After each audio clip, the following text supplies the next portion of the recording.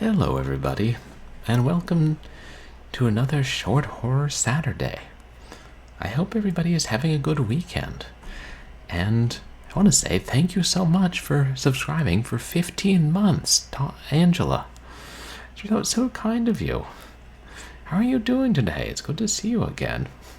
And thank you also for the gift sub to Dragon Gem. Enjoy your emotes, Dragon Gem. Yes, welcome in everybody. I am Purblind Gamer, and I play horror games on Saturday, but not today. Today, we're changing it up a little. I know people have expressed interest in having me read things periodically. I know I did read that horror story last Halloween. So today I'm going to be reading a horror story, which is quite different. And hey, Dangerous Dave, welcome in. How are you doing today? No, it's not a new microphone, but maybe the position is different because I think I bumped it, and I think I bumped my camera slightly. So, should readjust that. Hey. I don't know exactly what the rules are, Angela. Like, the rules that govern whether you're allowed to read. I assume you can't read stuff that's copyrighted unless you have the author's permission, but considering the author considering the author wrote this in the 1890s, I don't think he's in any fit state to give or deny me permission. I kind of hope not. I'd be alarmed if he were. That's nice. You just woke up, Dangerous Dave. Awesome. Right, those time differences are quite extreme. So, yeah, I guess it was last stream or a couple streams ago I showed off this nice large print copy of The King in Yellow, which I just got. Because I'd heard about this book for years.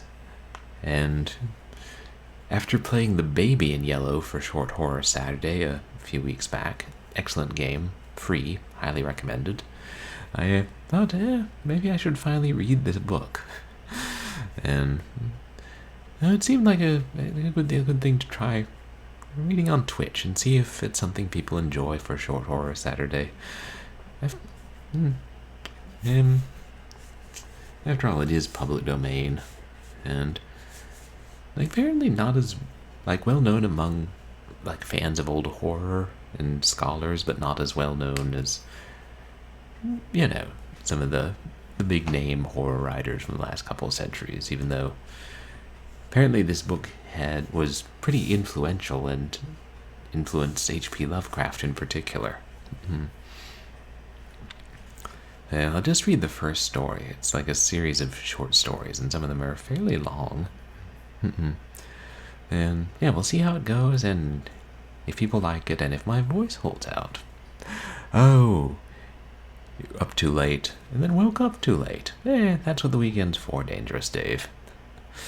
Yeah, but I hope things have been going well with you, Angela. And I hope the weather is a little milder where you are than it is here. Of course, we finally got rain yesterday in California. Go figure. It's like the first time this year. And thank you to everybody who came out to my last couple streams. On Sunday, this is Sunday. On Wednesday, we played Nightmare Ned and played through the entire game, which is a fun way to kick off our cinematic platformer September. And then before that, did I miss last Sunday? And then Saturday we tried to finish the Miller Estate, the arcane online mystery serial, but weren't able to beat chapter 3 because of some bugs. And I tried various online versions of chapter 3 on different sites. I think it might just be the Internet Archive version, but none of the ones I tried playing through will let you beat chapter 3. It's like the last thing you have to do is what's allowed. It's something, I assume, with the emulation of Flash, so... Seeing that can happen, I don't know that we'll be playing through the 4th chapter. Maybe someday. And... Oh, okay. I'm sorry that things haven't been going especially well for you, Angela.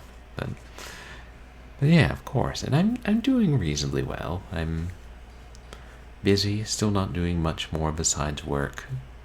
Trying to get back into writing, which is apparently what I'm supposed to be doing professionally, other than work. And yeah, we'll see how that goes. I've been writing a few scenes. And we'll see if work...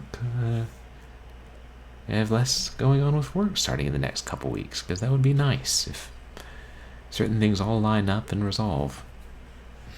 And also, if that show that my company does gets good ratings. On that note, you guys should really watch Chesapeake Shores on the Hallmark Channel and Hallmark Movies Now. Good television. So, yeah, I guess the plan for the stream is I don't have text-to-speech turned on. I'm just looking at y'all's chat in a chat overlay. And yeah, I think what I'll do is I'll read through a chapter of the story and then, like, without paying attention to chat, and then I'll pause and respond to chat. I think that's a better way than, trying to monitor chat in real time. I don't know. I've hardly ever seen anybody read stuff on stream. I think Ruby sometimes reads chapters of Nancy Drew as a channel point redemption, and not something of substantial length. I don't know how many people do that. So, I think, did I have any other announcements? Seems like I did. Oh, of course. I'll mention this later, but we still have the poll up on Twitter and MySpace. Actually, I just put it on Twitter this time because nobody votes on MySpace.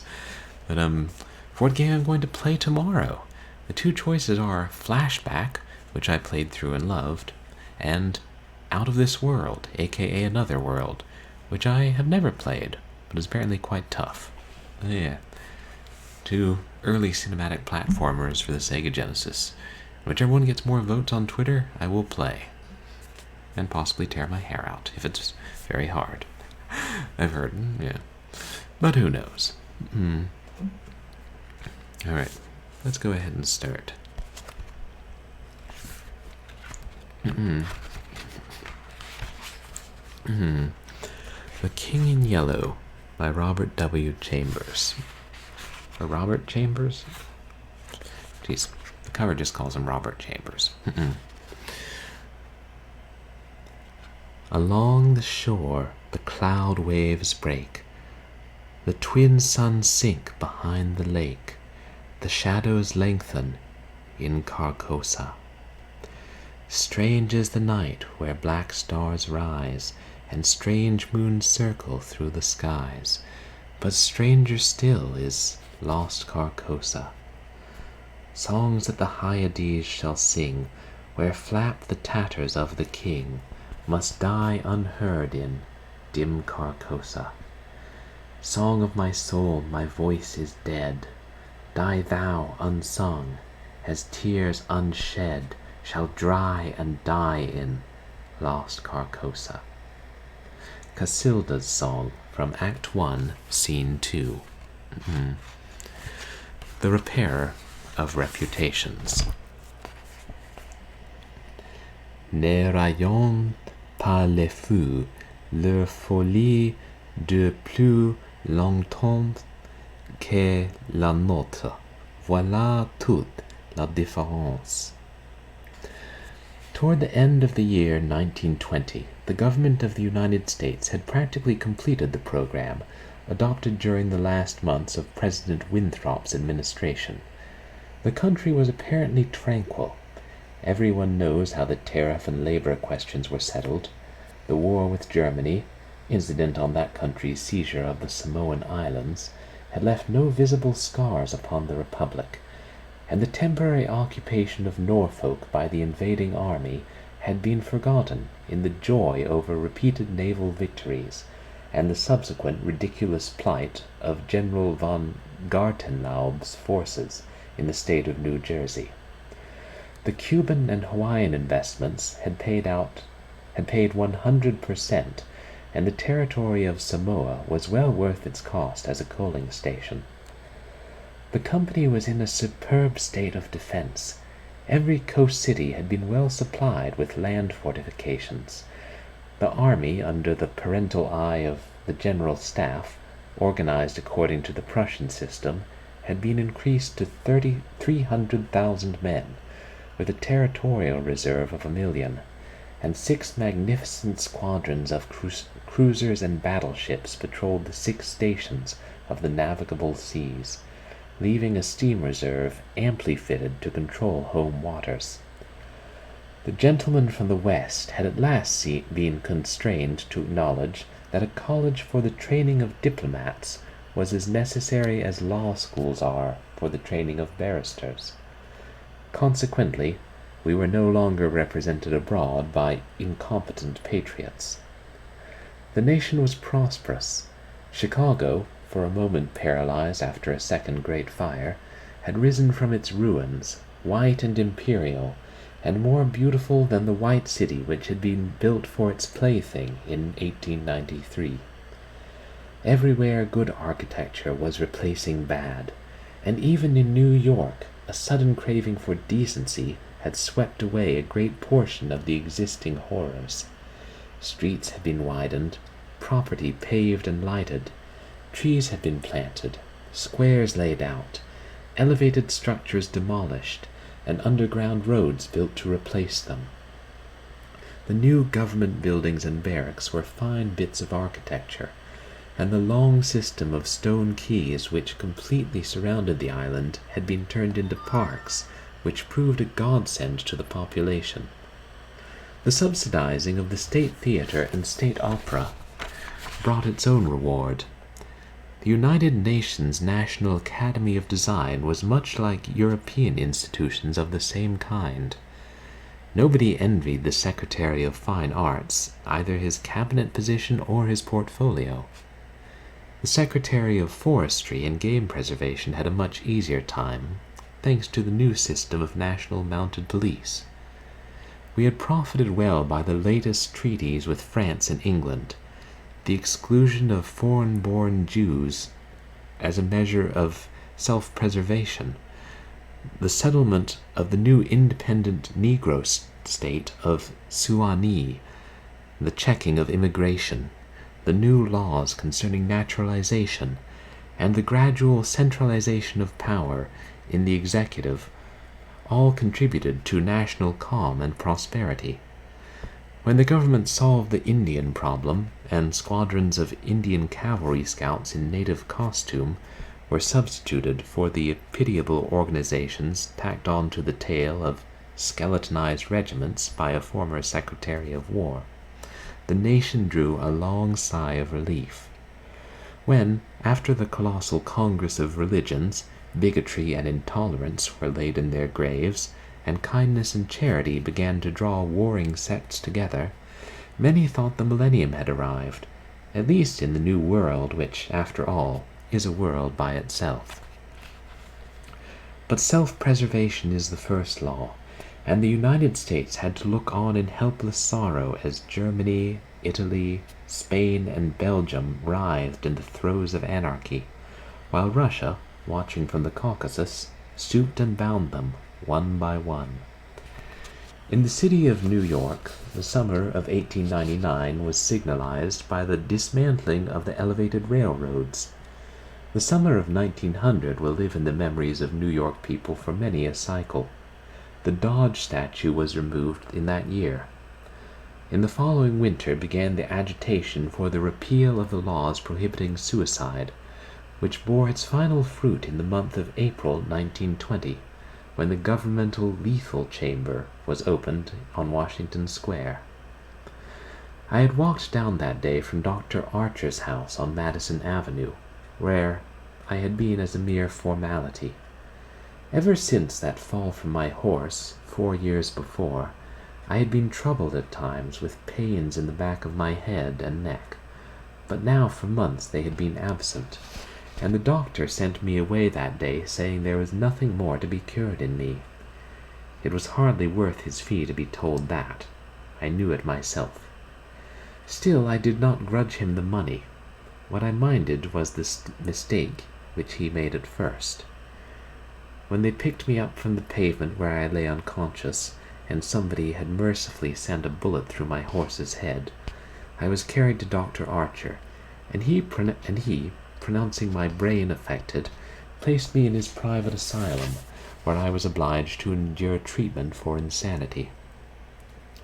At last he decided that I was well, and I, knowing that my mind had always been as sound as his, if not sounder, paid my tuition, as he jokingly called it, and left.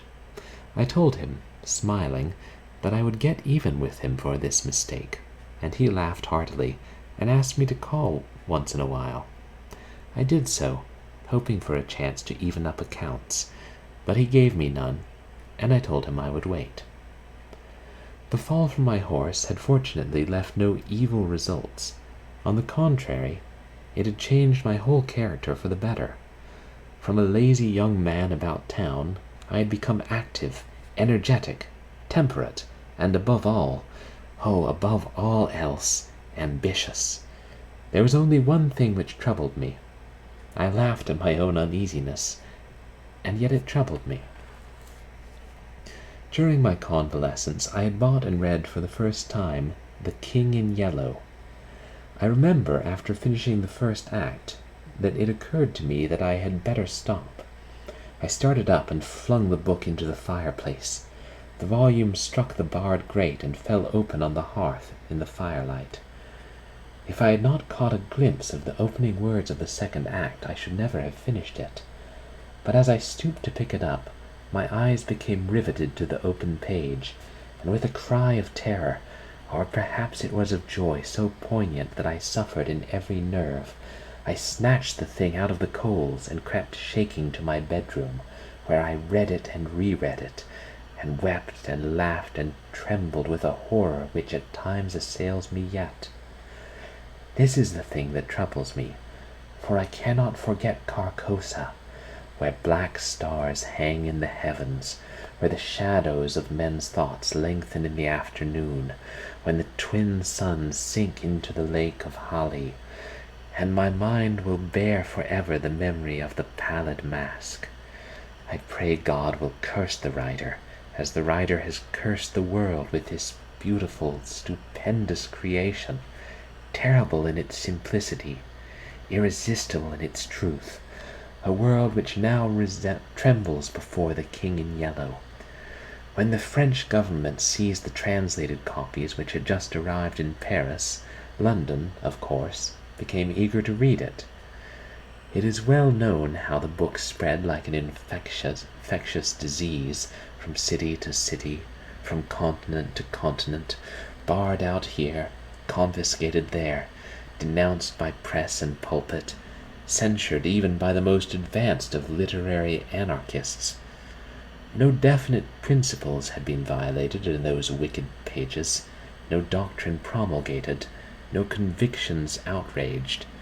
It could not be judged by any known standard, yet, although it was acknowledged that the supreme note of art had been struck in The King in Yellow, all felt that human nature could not bear the strain, nor thrive on words in which the essence of purest poison lurked. The banality and innocence of the first act only allowed the blow to fall afterward with more awful effect. It was, I remember, the 13th day of April, 1920, that the first government lethal chamber was established on the south side of Washington Square, between Worcester Street and South Fifth Avenue. The block, which had formerly consisted of a lot of shabby old buildings, used as cafes and restaurants for foreigners, had been acquired by the government in the winter of 1898. The French and Italian cafes and restaurants were torn down. The whole block was enclosed by a gilded iron railing and converted into a lovely garden with lawns, flowers, and fountains. In the center of the garden stood a small white building, severely classical in its architecture, surrounded by thickets of flowers. 6 Ionic columns supported the roof, and the single door was of bronze. A splendid marble group of the Fates stood before the door, the work of a young American sculptor, Boris Yvain, who had died in Paris when only 23 years old. The inauguration ceremonies were in progress as I crossed University Place and entered the square. I threaded my way through the silent throng of spectators, but was stopped at 4th Street by a cordon of police. A regiment of United States Lancers were drawn up in a hollow square around the lethal chamber. On a raised tribune facing Washington Park stood the governor of New York, and behind him were grouped the mayor of New York and Brooklyn, the inspector general of police, the commandant of the state troops, Colonel Livingston, military aide to the President of the United States, General Blount, commanding at Governor's Island, Major General Hamilton, commanding the garrison of New York and Brooklyn, Admiral Buffby of the fleet in the North River, Surgeon General Lansford, the staff of the National Free Hospital, Senators Wise and Franklin of New York, and the Commissioner of Public Works. The tribune was surrounded by a squadron of hussars of the National Guard. The governor was finishing his reply to the short speech of the Surgeon General. I heard him say, "The laws prohibiting suicide and providing punishment for any attempt at self-destruction have been repealed. The government has seen fit to acknowledge the right of man to end an existence which may have become intolerable to him, through physical suffering or mental despair. It is believed that the community will be benefited by the removal of such people from their midst. Since the passage of this law, the number of suicides in the United States has not increased. Now the government has determined to establish a lethal chamber in every city, town, and village in the country. It remains to be seen whether or not that class of human creatures, from whose desponding ranks new victims of self-destruction fall daily, will accept the relief thus provided." He paused and turned to the white lethal chamber. The silence in the street was absolute. "There a painless death awaits him who can no longer bear the sorrows of this life. If death is welcome, let him seek it there." Then quickly turning to the military aide of the President's household, he said, "I declare the lethal chamber open," and again facing the vast crowd, he cried in a clear voice, "Citizens of New York and of the United States of America, through me the government declares the lethal chamber to be open." The solemn hush was broken by a sharp cry of command. The squadron of hussars filed around the governor's carriage. The lancers wheeled and formed along Fifth Avenue to wait for the commandant of the garrison, and the mounted police followed them. I left the crowd to gape and stare at the white marble death chamber, and, crossing South Fifth Avenue, walked along the western side of that thoroughfare to Bleecker Street. Then I turned to the right and stopped before a dingy shop which bore the sign, "Hawberk, Armorer." I glanced in at the doorway and saw Hawberk busy in his little shop at the end of the hall. He looked up and, catching sight of me, cried in his deep, hearty voice, "Come in, Mr. Castaigne." Constance, his daughter, rose to meet me as I crossed the threshold and held out her pretty hand, but I saw the blush of disappointment on her cheeks, and knew that it was another Castaigne she had expected, my cousin Louis. I smiled at her confusion and complimented her on the banner which she was embroidering from a colored plate. Old Hawberk sat riveting the worn greaves of some ancient suit of armor, and the ting, ting, ting of his little hammer sounded pleasantly in the quaint shop. Presently he dropped his hammer and fussed about for a moment with a tiny wrench. The soft clash of the mail sent a thrill of pleasure through me. I loved to hear the music of steel brushing against steel, the mellow shock of the mallet on thigh pieces, and the jingle of chain armor. That was the only reason I went to see Hawberk. He had never interested me personally, nor did Constance, except for the fact of her being in love with Louis. This did occupy my attention, and sometimes even kept me awake at night. But I knew in my heart that all would come right, and that I should arrange their future as I expected to arrange that of my kind doctor, John Archer. However, I should never have troubled myself about visiting them just then, had it not been, as I say, that the music of the tinkling hammer had for me this strong fascination. I would sit for hours listening and listening, and when a stray sunbeam struck the inlaid steel, the sensation it gave me was almost too keen to endure. My eyes would become fixed, dilating with a pleasure that stretched every nerve almost to breaking, until some movement of the old armorer cut off the ray of sunlight. Then, still thrilling secretly, I leaned back and listened again to the sound of the polishing rag, swish, swish, rubbing rust from the rivets. Constance worked with the embroidery over her knees, now and then pausing to examine more closely the pattern in the colored plate from the Metropolitan Museum. "Who is this for?" I asked.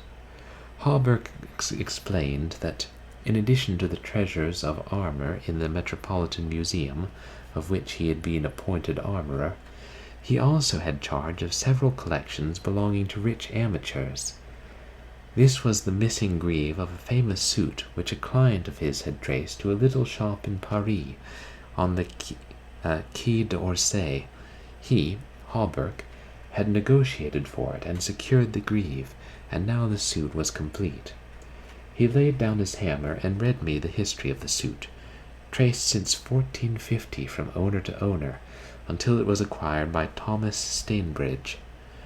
When his superb collection was sold, this client of Hawberk's bought the suit, and since then the search for the missing greave had been pushed until it was, almost by accident, located in Paris. "Did you continue the search so persistently without any certainty of the greave being still in existence?" I demanded. "Of course," he replied coolly. Then for the first time I took a personal interest in Hawberk. "It was worth something to you," I ventured. "No," he replied, laughing. "My pleasure in finding it was my reward." "Have you no ambition to be rich?" I asked, smiling. "My one ambition is to be the best armorer in the world," he answered gravely. Constance asked me if I had seen the ceremonies at the Lethal Chamber. She herself had noticed the cavalry passing up Broadway that morning, and had wished to see the inauguration, but her father wanted the banner finished, and she had stayed at his request. "Did you see your cousin, Mr. Castaigne, there?" she asked, with the slightest tremor of her soft eyelashes. "No," I replied carelessly. "Louis's regiment is maneuvering out in Westchester County." I rose and picked up my hat and cane. "Are you going upstairs to see that lunatic again?" laughed old Hawberk. If Hawberk knew how I loathed the word lunatic, he would never use it in my presence. It rouses certain feelings within me which I do not care to explain. However, I answered him quietly, "I think I shall drop in and see Mr. Wilde for a moment or two." "Poor fellow," said Constance, with a shake of her head. "It must be hard to live alone year after year, poor, crippled, and almost demented. It is very good of you, Mr. Castaigne, to visit him as often as you do." "I think he is vicious," observed Hawberk, beginning again with his hammer. I listened to the golden tinkle on the greave plates. When he had finished, I replied, "No, he is not vicious, nor is he in the least demented. His mind is a wonder chamber, from which he can extract treasures that you or I would give years of our life to acquire." Hawberk laughed. I continued a little impatiently. "He knows history as no one else could know it. Nothing, however trivial, escapes his search, and his memory is so absolute so precise in details, that were it known in New York that such a man existed, the people could not honor him enough." "Nonsense," muttered Hawberk, searching on the floor for a fallen rivet. "Is it nonsense?" I asked, managing to suppress what I felt. "Is it nonsense when he says that the tassels and cuissards of the enameled suit of armor, commonly known as the Prince's Emblazoned, can be found among a mass of rusty theatrical properties, broken stoves, and rag-pickers' refuse in a garret in Pell Street?" Hawberk's hammer fell to the ground, but he picked it up and asked, with a great deal of calm, how I knew that the tassels and left cuissard were missing from the Prince's Emblazoned. "I did not know until Mr. Wilde mentioned it to me the other day. He said they were in the garret of 998 Pell Street." "Nonsense!" he cried, but I noticed his hand trembling under his leathern apron. "Is it nonsense, too?" I asked pleasantly. "Is it nonsense when Mr. Wilde continually speaks of you as the Marquis of Avonshire, and of Miss Constance?"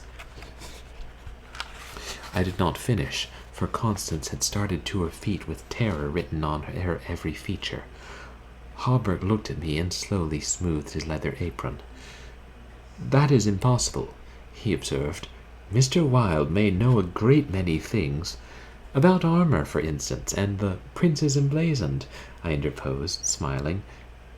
"Yes," he continued slowly, "about armor also. May be. But he is wrong in regard to the Marquis of Avonshire, who, as you know, killed his wife's traducer years ago, and went to Australia, where he did not long survive his wife." "Mr. Wilde is wrong," murmured Constance. Her lips were blanched, but her voice was sweet and calm. "Let us agree, if you please, that in this one circumstance Mr. Wilde is wrong," I said. And that's the end of the first chapter of The Repairer of Reputations. Interesting so far. Hey, Slarty Bardfast. Welcome in. How are you doing? You guys should check out Slarty Bardfast, who streams a bunch of retro games, and a few more recent ones. Some RPGs, some strategy, some action. Good mixture of things. I hope you're having a good weekend, Slarty. Streaming Dark Souls 2. Hard game from what I hear. I hadn't read... I used to read more older literature, but I hadn't read many things from the... late 1800s in a while. It's fun to be reading something in that style again. Yeah, interesting story. I'm eager to see what happens next.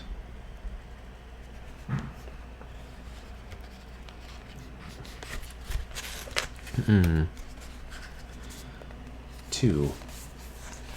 I climbed the 3 dilapidated flights of stairs, which I had so often climbed before, and knocked at a small door at the end of the corridor. Mr. Wilde opened the door, and I walked in.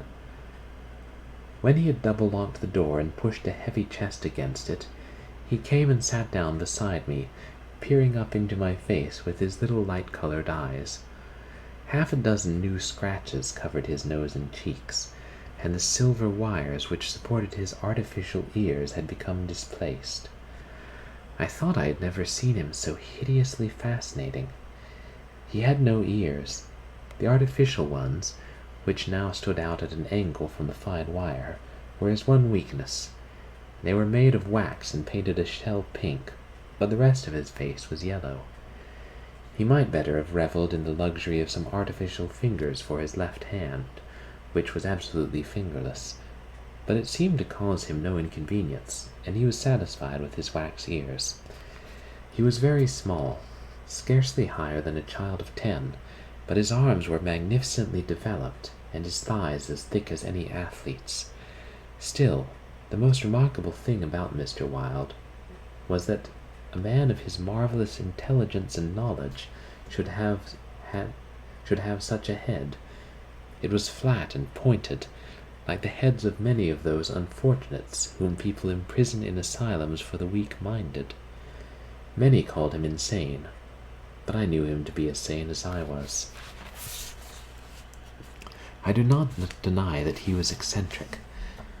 The mania he had for keeping that cat and teasing her until she flew at his face like a demon was certainly eccentric. I never could understand why he kept the creature, nor what pleasure he found in shutting himself up in this room with this surly, vicious beast. I remember once glancing up from the manuscript I was studying by the light of some tallow dips, and seeing Mr. Wilde squatting motionless on his high chair, his eyes fairly blazing with excitement, while the cat, which had risen from her place before the stove, came creeping across the floor right at him. Before I could move, she flattened her belly to the ground, crouched, trembled, and sprang into his face.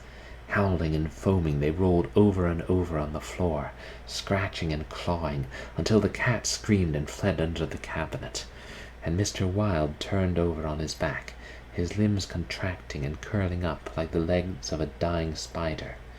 He was eccentric. Mr. Wilde had climbed into his high chair, and, after studying my face, picked up a dog's-eared ledger and opened it. Henry B. Matthews, he read, bookkeeper with Wysott and Company, dealers in church ornaments, called April 3rd, reputation damaged on the racetrack, known as a welcher, reputation to be repaired by August 1st, retainer $5. He turned the page and ran his fingerless knuckles down the closely written columns. P. Green Dusenberry, minister of the gospel, Fair Beach, New Jersey. Reputation damaged in the Bowery. To be repaired as soon as possible. Retainer, $100. He coughed and added, called April 6th. Then you are not in need of money, Mr. Wilde, I inquired. Listen, he coughed again. Mrs. C. Hamilton Chester, of Chester Park, New York City, called April 7th. Reputation damaged at Dieppe, France, to be repaired by October 1st. Retainer, $500. Note, C. Hamilton Chester, Captain USS Avalanche, ordered home from South Sea Squadron, October 1st. Well, I said, the profession of a repairer of reputations is lucrative. His colorless eyes sought mine. I only wanted to demonstrate that I was correct. You said it was impossible to succeed as a repairer of reputations, that even if I did succeed in certain cases, it would cost me more than I would gain by it. Today I have 500 men in my employ, who are poorly paid, but who pursue the work with an enthusiasm which possibly may be born of fear. These men enter every shade and grade of society. Some even are pillars of the most exclusive social temples. Others are the prop and pride of the financial world. Still others hold undisputed sway among the fancy and the talent. I choose them at my leisure from those who reply to my advertisements. It is easy enough. They are all cowards. I could treble the number in 20 days if I wished. So you see, those who have in their keeping the reputations of their fellow citizens, I have in my pay. They may turn on you, I suggested. He rubbed his thumb over his cropped ears and adjusted the wax substitutes.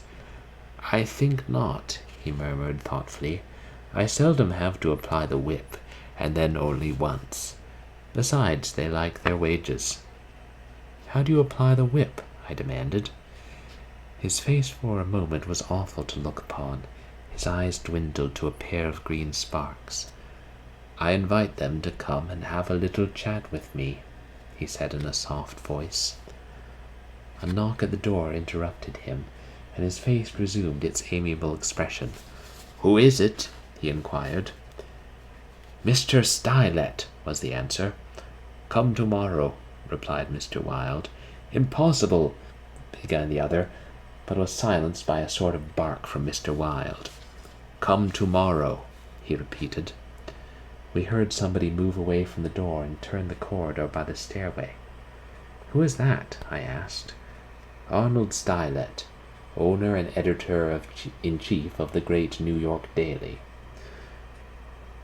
He drummed on the ledger with his fingerless hand, adding, "I pay him very badly, but he thinks it a good bargain." "Arnold Stylet?" I repeated, amazed. "Yes," said Mr. Wilde with a self-satisfied cough. The cat, which had entered the room as he spoke, hesitated, looked up at him, and snarled. He climbed down from the chair and, squatting on the floor, took the creature into his arms and caressed her. The cat ceased snarling and presently began a loud purring, which seemed to increase in timbre as he stroked her. "Where are the notes?" I asked. He pointed to the table, and for the 100th time I picked up the bundle of manuscript called The Imperial Dynasty of America. One by one I studied the well-worn pages, worn only by my own handling, and although I knew all by heart, from the beginning, when from Carcosa, the Hyades, Hastur, and Aldebaran, to Castaigne, Louis de Calvados, born December 19th, 1877. I read it with an eager, rapt attention, pausing to repeat parts of it aloud, and dwelling especially on Hildred de Calvados, only son of Hildred Castaigne and Edith Landis Castaigne, first in succession, etc., etc. When I finished, Mr. Wilde nodded and coughed. "Speaking of your legitimate ambition," he said, "how do Constance and Louis get along?" "She loves him," I replied simply. The cat on his knee suddenly turned and struck at his eyes, and he flung her off and climbed onto the chair opposite me. "And Dr. Archer? But that's a matter you can settle any time you wish," he added. "Yes," I replied, "Dr. Archer can wait, but it is time I saw my cousin Louis." "It is time," he repeated. Then he took another ledger from the table and ran over the leaves rapidly. "We are now in communication with 10,000 men," he muttered. "We can count on 100,000 within the first 28 hours, and in 48 hours the state will rise en masse. The country follows the state, and the portion that will not, I mean California and the Northwest, might better never have been inhabited. I shall not send them the yellow sign." The blood rushed to my head, but I only answered, "A new broom sweeps clean." "The ambition of Caesar and of Napoleon pales before that which could not rest until it had seized the minds of men and controlled even their unborn thoughts," said Mr. Wilde. "You are speaking of the king in yellow," I groaned with a shudder. "He is a king whom emperors have served." "I am content to serve him," I replied. Mr. Wilde sat rubbing his ears with his crippled hand. "Perhaps Constance does not love him," he suggested. I started to reply, but a sudden burst of military music from the street below drowned my voice. The 20th Dragoon Regiment, formerly in garrison at Mount St. Vincent, was returning from maneuvers in Westchester County to its new barracks on East Washington Square. It was my cousin's regiment. They were a fine lot of fellows in their pale blue, tight-fitting jackets, jaunty busbies, and white riding breeches with double yellow stripe, into which their limbs seemed molded. Every other squadron was armed with lances, from the metal points of which fluttered yellow and white pennons. The band passed, playing the regimental march. Then came the colonel and staff, the horses crowding and trampling, while their heads bobbed in unison, and the pennons fluttered from their lance points. The troopers, who rode with the beautiful English seat, looked brown as berries from their bloodless campaign among the farms of Westchester, and the music of their sabres against the stirrups, and the jingle of spurs and carbines was delightful to me. I saw Louis riding with his squadron. He was as handsome an officer as I have ever seen.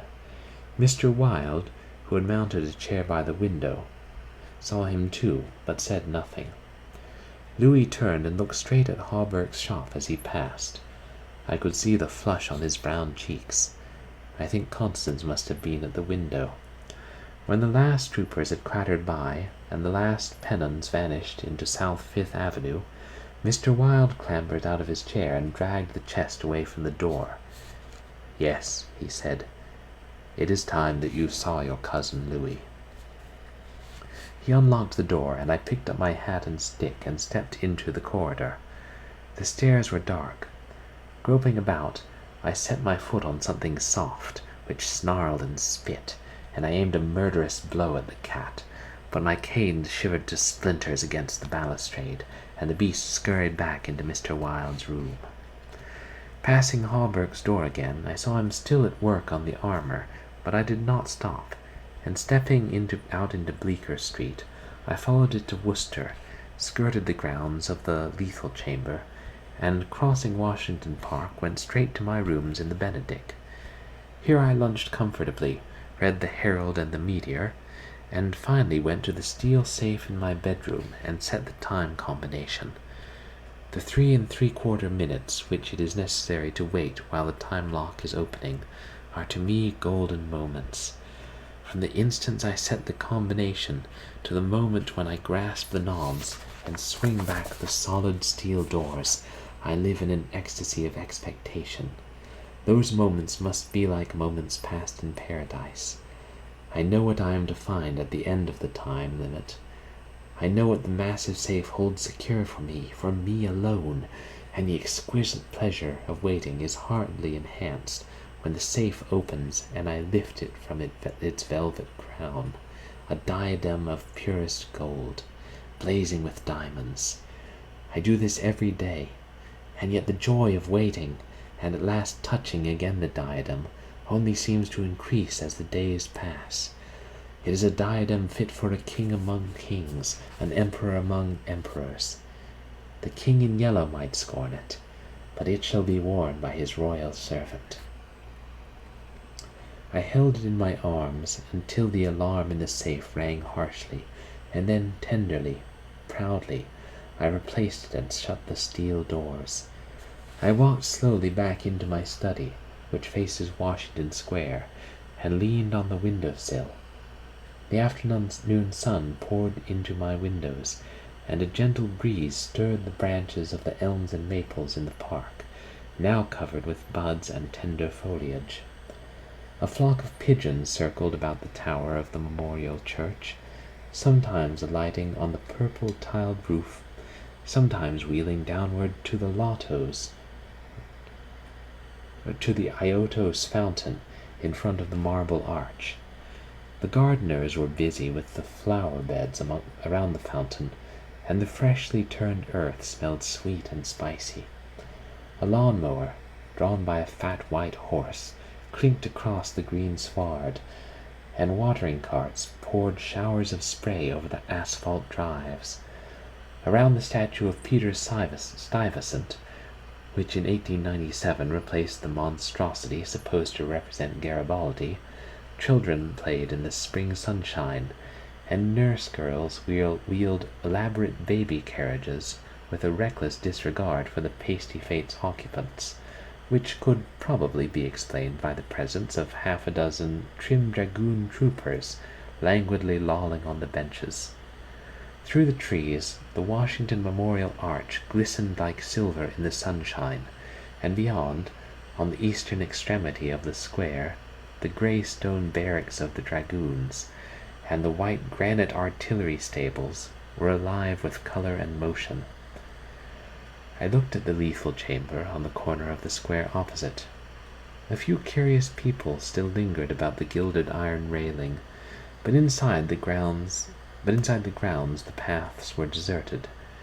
I watched the fountains ripple and sparkle, The sparrows had already found this new bathing nook, and the basins were covered with the dusty, feathered little things.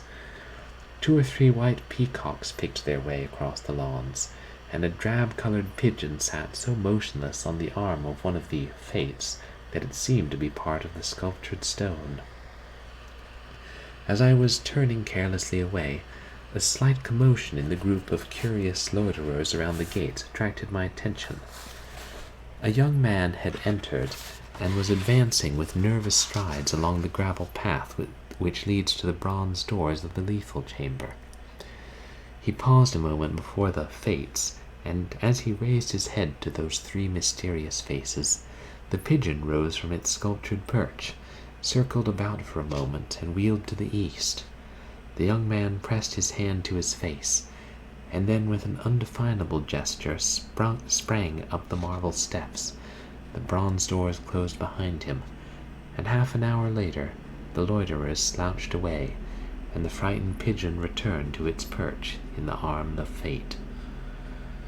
I put on my hat and went out into the park for a little walk before dinner. As I crossed the central driveway, a group of officers passed, and one of them called out, "Hello, Hildred," and came back to shake hands with me. It was my cousin Louis, who stood smiling and tapping his spurred heels with his riding whip. "Just back from Westchester," he said. "Been doing the bucolic mile. The bucolic. Milk and curds, you know. Dairymaids in sunbonnets, who say, 'How?' and 'I don't think,' when you tell them they are pretty. I'm nearly dead for a square meal from Delmonico's. What's the news?" "There is none," I replied pleasantly. "I saw your regiment coming in this morning." "Did you? I didn't see you. Where were you?" "In Mr. Wilde's window." "Oh, hell," he began impatiently. "That man is stark mad. I don't understand why you—" He saw how annoyed I felt by this outburst, and begged my pardon. "Really, old chap," he said, "I don't mean to run down a man you like. But for the life of me I can't see what the deuce you find in common with Mr. Wilde. He is not well bred, to put it generously. He's hideously deformed. His head is the head of a criminally insane person. You know yourself he's been in an asylum." "So have I interrupted calmly. Louis looked startled and confused for a moment, but recovered and slapped me heartily on the shoulder. "You are completely cured," he began, but I stopped him again. "I suppose you mean that I was simply acknowledged never to have been insane." "Of course that's what I meant," he laughed. I disliked his laugh because I knew it was forced, but I nodded gaily and asked him where he was going. Louis looked after his brother officers, who had now almost reached Broadway.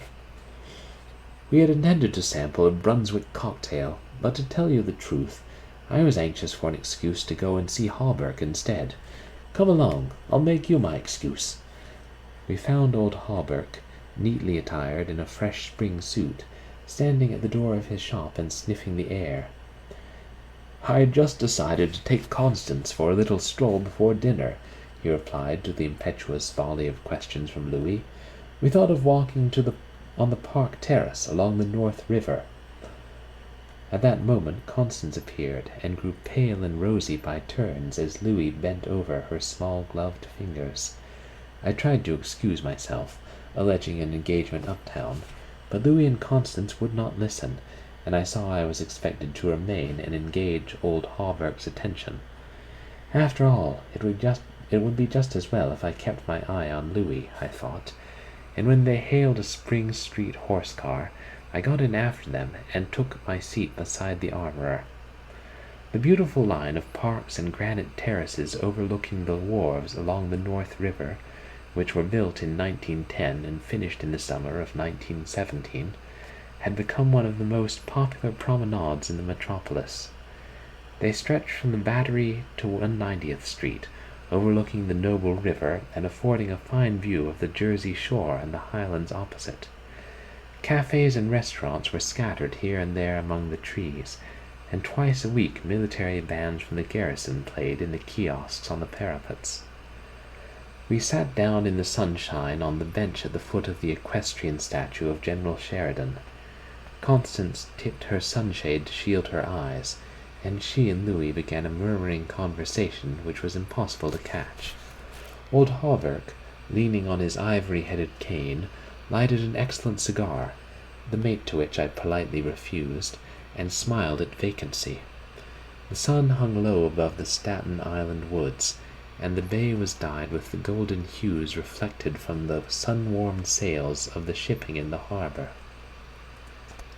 Brigs, schooners, yachts, clumsy ferry-boats, their decks swarming with people, railroad transports carrying lines of brown, blue, and white freight cars, stately round steamers, déclassé tramp steamers, coasters, dredgers, scows, and everywhere, pervading the entire bay, impudent little tugs, puffing and whistling officiously. These were the craft which churned the sunlight waters as far as the eye could reach.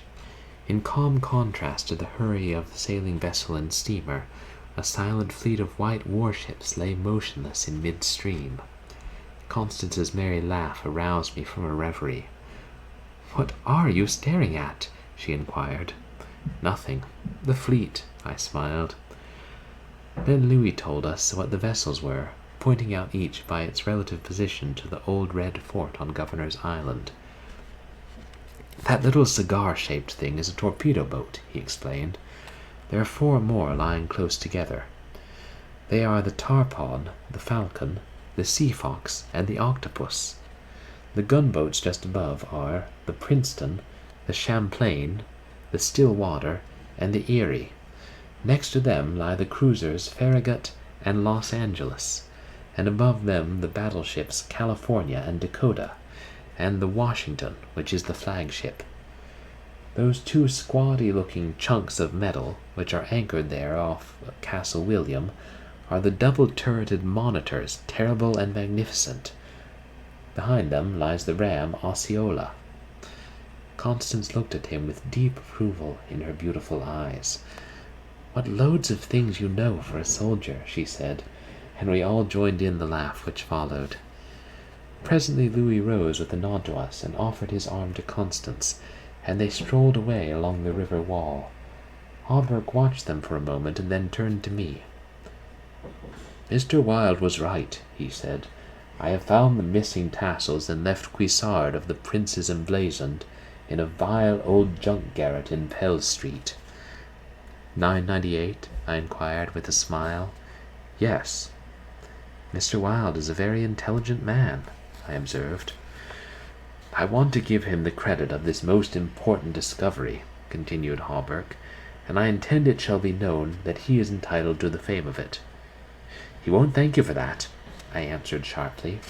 "Please say nothing about it." "Do you know what it's worth?" said Hawberk. "No. $50, perhaps. It is valued at $500, but the owner of the Prince's emblazoned will give $2,000 to the person who completes his suit, and that reward also belongs to Mr. Wilde." "He doesn't want it. He refuses it," I answered angrily. "What do you know about Mr. Wilde? He doesn't need the money. He is rich, or will be, richer than any living man except myself. What will we care for money then? What will we care, he and I, when what?" demanded Hawberk, astonished. "You will see," I replied, on my guard again. He looked at me narrowly, much as Dr. Archer used to, and I knew he thought I was mentally unsound. Perhaps it was fortunate for him that he did not use the word lunatic just then. "No," I replied to his unspoken thought. "I am not mentally weak. My mind is as healthy as Mr. Wilde's. I do not care to explain just yet what I have on hand, but it is an investment which will pay more than mere gold, silver, and precious stones. It will secure the happiness and prosperity of a continent, yes, a hemisphere." "Oh," said Hawberk.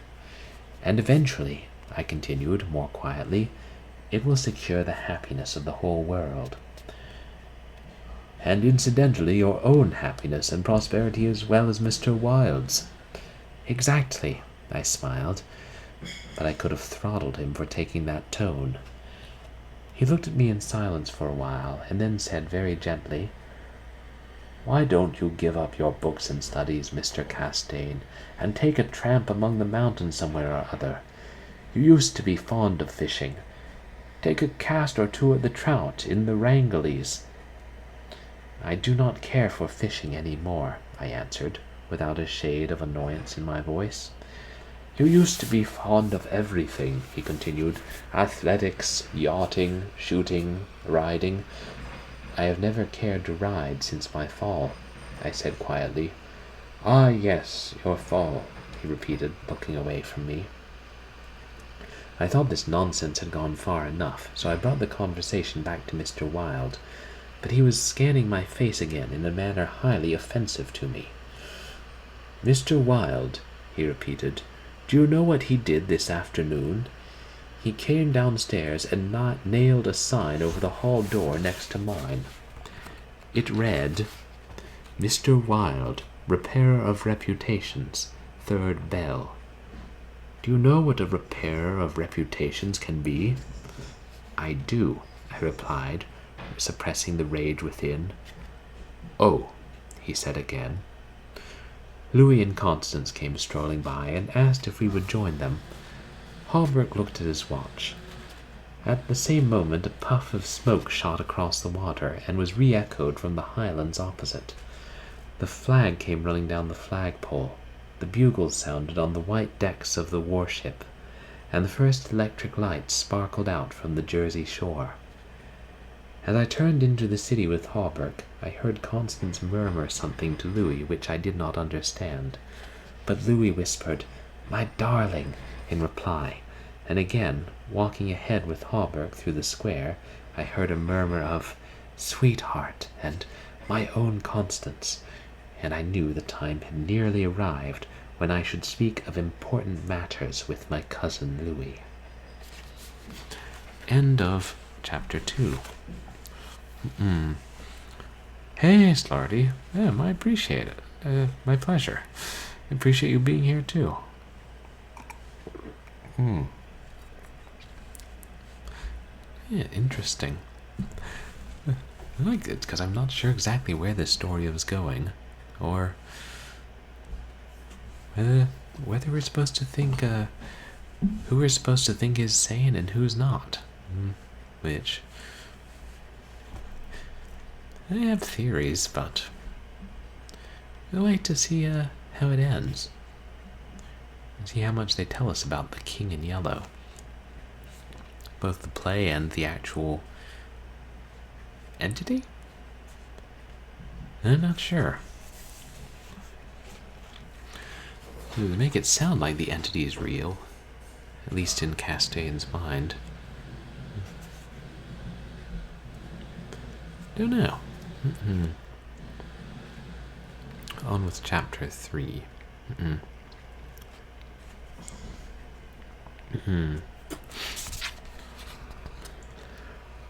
One morning early in May, I stood before the steel safe in my bedroom, trying on the golden jeweled crown. The diamonds flashed fire as I turned to the mirror, and the heavy beaten gold burned like a halo about my head. I remembered Camilla's agonized scream and the awful words echoing through the dim streets of Carcosa. They were the last lines in the first act, and I dared not think of what followed.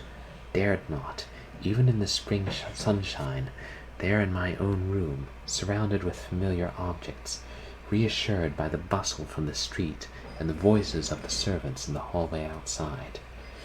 For those poisoned words had dropped slowly into my heart, as death sweat drops upon a bedsheet and is absorbed. Trembling, I put the diadem from my head and wiped my forehead, but I thought of Hastur, and of my own rightful ambition, and I remembered Mr. Wilde as I had last left him, his face all torn and bloody from the claws of that devil creature, and what he said. What he said. The alarm bell in the safe began to whir harshly, and I knew my time was up. But I would not heed it, and replacing the flashing circlet upon my head, I turned defiantly to the mirror. I stood for a long time absorbed in the changing expression of my own eyes. The mirror reflected a face which was like my own, but whiter, so thin that I hardly recognized it.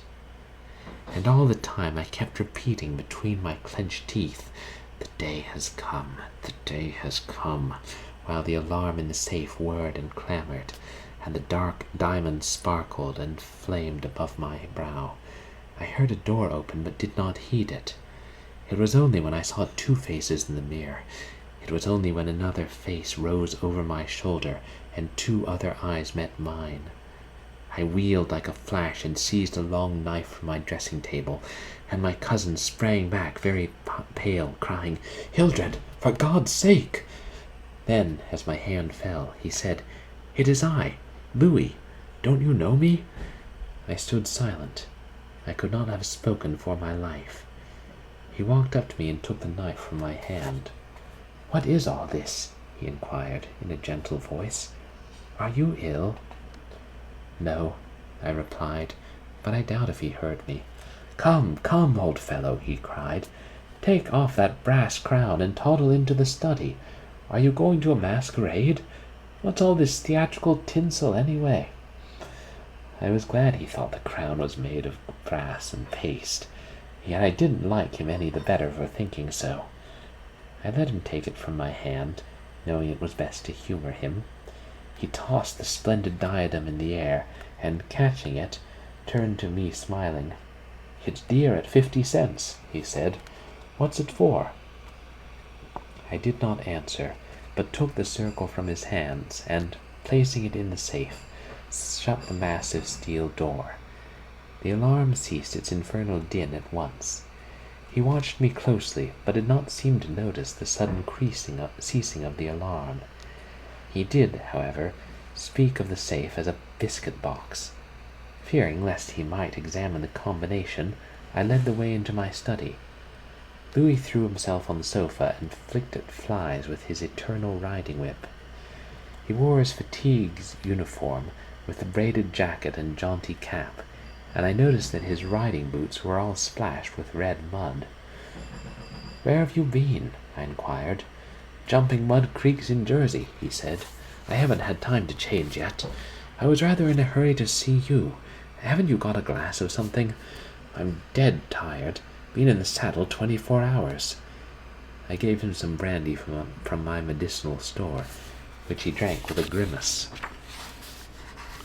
"Damned bad stuff," he observed. "I'll give you an address where they sell brandy that is brandy." "It's good enough for my needs," I said indifferently. I use it to rub my chest with. He stared and flicked at another fly. "See here, old fellow," he began. "I've got something to suggest to you. It's 4 years now that you've shut yourself up here like an owl, never going anywhere, never taking any healthy exercise, never doing a damn thing but poring over those books up there on the mantelpiece." He glanced along the row of shelves. "Napoleon, Napoleon, Napoleon," he read. "For heaven's sake, have you got nothing but Napoleons there?" "I wish that they were bound in gold," I said. "But wait, yes, there is another book. The King in Yellow." I looked him steadily in the eye. "Have you never read it?" I asked. "I? No, thank God. I don't want to be driven crazy." I saw he regretted his speech as soon as he had uttered it. There is only one word which I loathe more than I do lunatic, and that word is crazy. But I controlled myself, and asked him why he thought The King in Yellow dangerous. "Oh, I don't know," he said hastily. "Oh, I only remember the excitement it created, and the denunciations from pulpit and press. I believe the author shot himself after bringing forth this monstrosity, didn't he?" "I understand he is still alive," I answered. "That's probably true," he muttered. "Bullets couldn't kill a fiend like that." "It is a book of great truths," I said. "Yes," he replied, "of truths which send men frantic and blast their lives. I don't care if the thing is, as they say, the very supreme essence of art. It's a crime to have written it, and I, for one, shall never open its pages." "Is that what you have come to tell me?" I asked. "No," he said. "I came to tell you that I am going to be married." I believe for a moment my heart ceased to beat, but I kept my eyes on his face. "Yes," he continued, smiling happily, "married to the sweetest girl on earth." "Constance Hawberk," I said mechanically. "How did you know?" he cried, astonished. "I didn't know it myself until that evening last April, when we strolled down the embankment before dinner." "When is it to be?" I asked. "It was to have been next September, but an hour ago a despatch came ordering our regiment to the Presidio, San Francisco. We leave at noon tomorrow." "Tomorrow," he repeated. "Just think, Hildred. Tomorrow I shall be the happiest fellow that ever drew breath in this jolly world. For Constance will go with me." I offered him my hand in congratulations, and he seized and shook it like the good-natured fool he was, or pretended to be. "I'm going to get my squadron as a wedding present," he rattled on. "Captain and Mrs. Louis Castaigne, eh, Hildred?" Then he told me where it was to be, and who were to be there, and made me promise to come and be best man. I set my teeth and listened to his boyish chatter, without showing what I felt, but I was getting to the limit of my endurance, and when he jumped up, and switching his spurs till they jingled, said he must go, I did not detain him. "There is one thing I want to ask of you," I said quietly. "Out with it, it's promised," he laughed. "I want you to meet me for a quarter of an hour's talk tonight." "Of course, if you wish," he said, somewhat puzzled. "Where?" "Anywhere, in the park there." "What time, Hildred?" "Midnight." "What in the name of—" he began, but checked himself and laughingly assented. I watched him go down the stairs and hurry away, his saber banging at every stride. He turned into Bleecker Street, and I knew he was going to see Constance. I gave him 10 minutes to disappear, and then followed in his footsteps, taking with me the jeweled crown and the silken robe embroidered with the yellow sign. When I turned into Bleecker Street and entered the doorway which bore the sign, "Mr. Wilde, Repairer of Reputations, 3rd Bell." I saw old Hawberk moving about in his shop, and imagined I heard Constance's voice in the parlour, but I avoided them both and hurried up the trembling stairways to Mr. Wilde's apartment. I knocked and entered without ceremony. Mr. Wilde lay groaning on the floor, his face covered with blood, his clothes torn to shreds.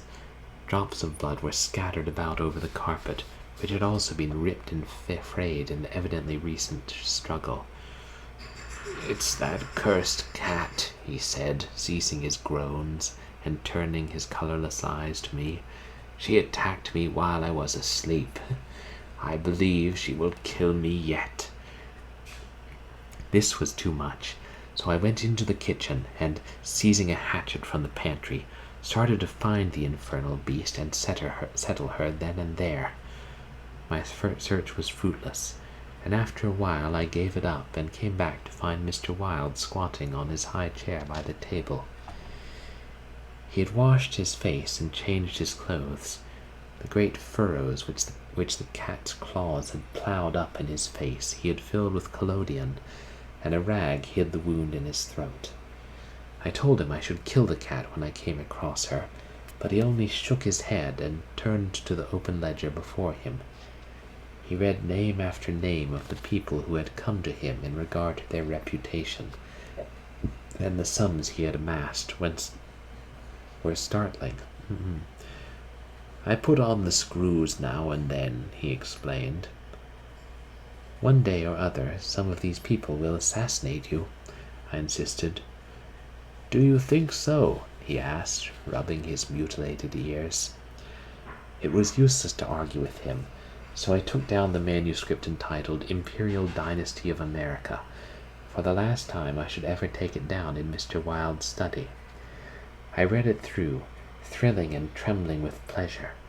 When I had finished, Mr. Wilde took the manuscript and, turning to the dark passage which leads from his study to his bedchamber, called out in a loud voice, "Vance!" Then, for the first time, I noticed a man crouching there in the shadow.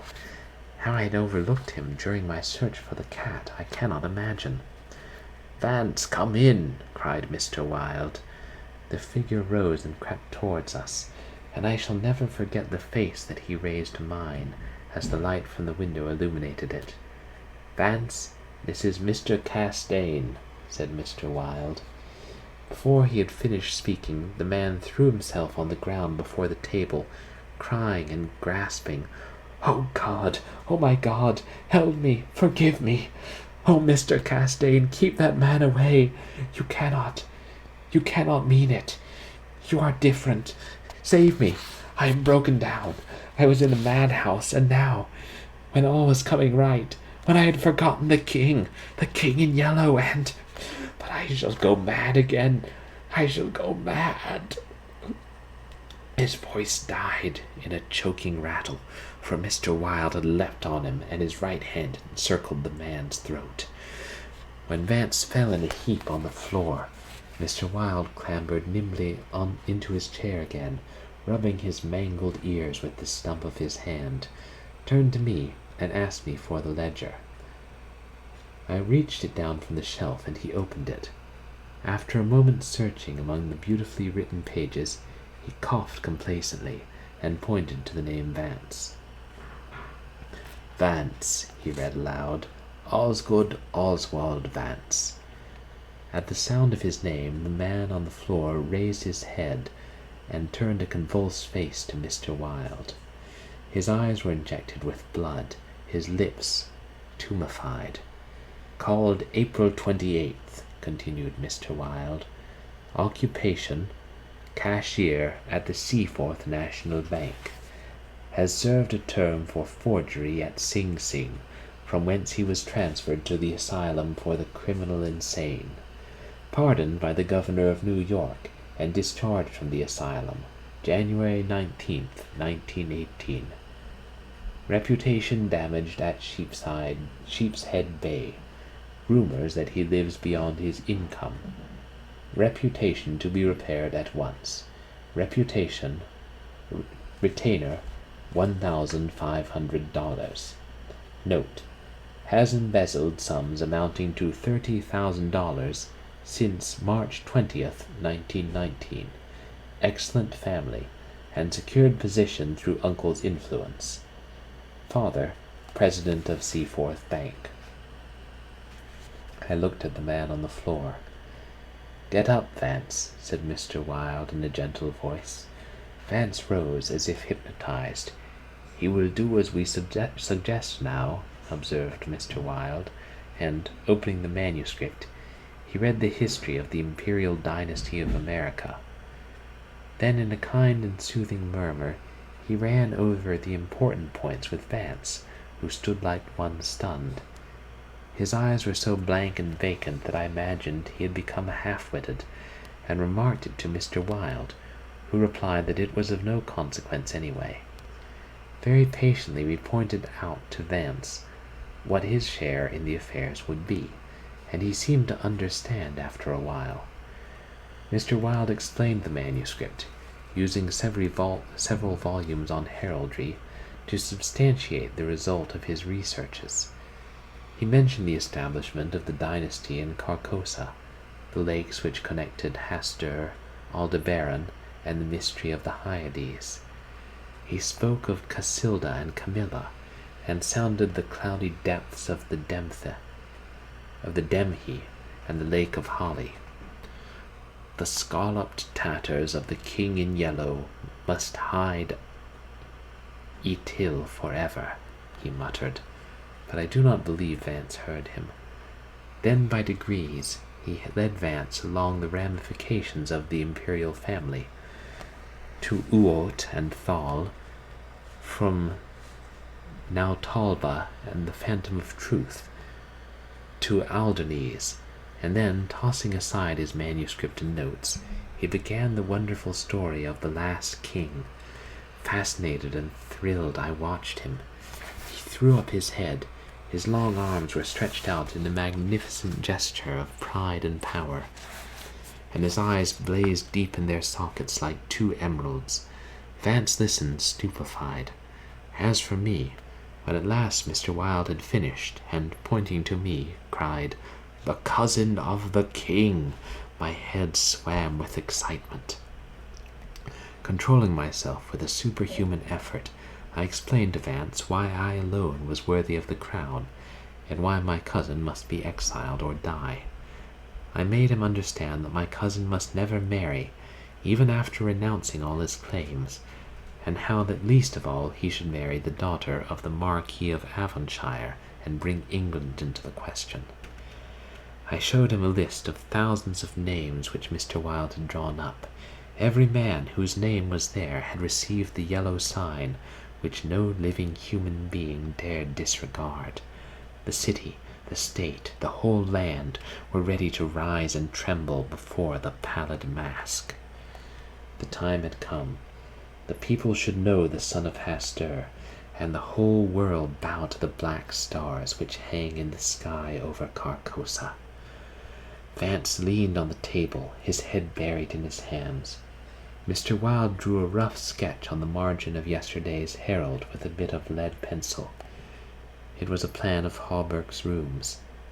Then he wrote out the order and affixed the seal, and, shaking like a palsied man, I signed my first writ of execution with my name, HIldred Rex.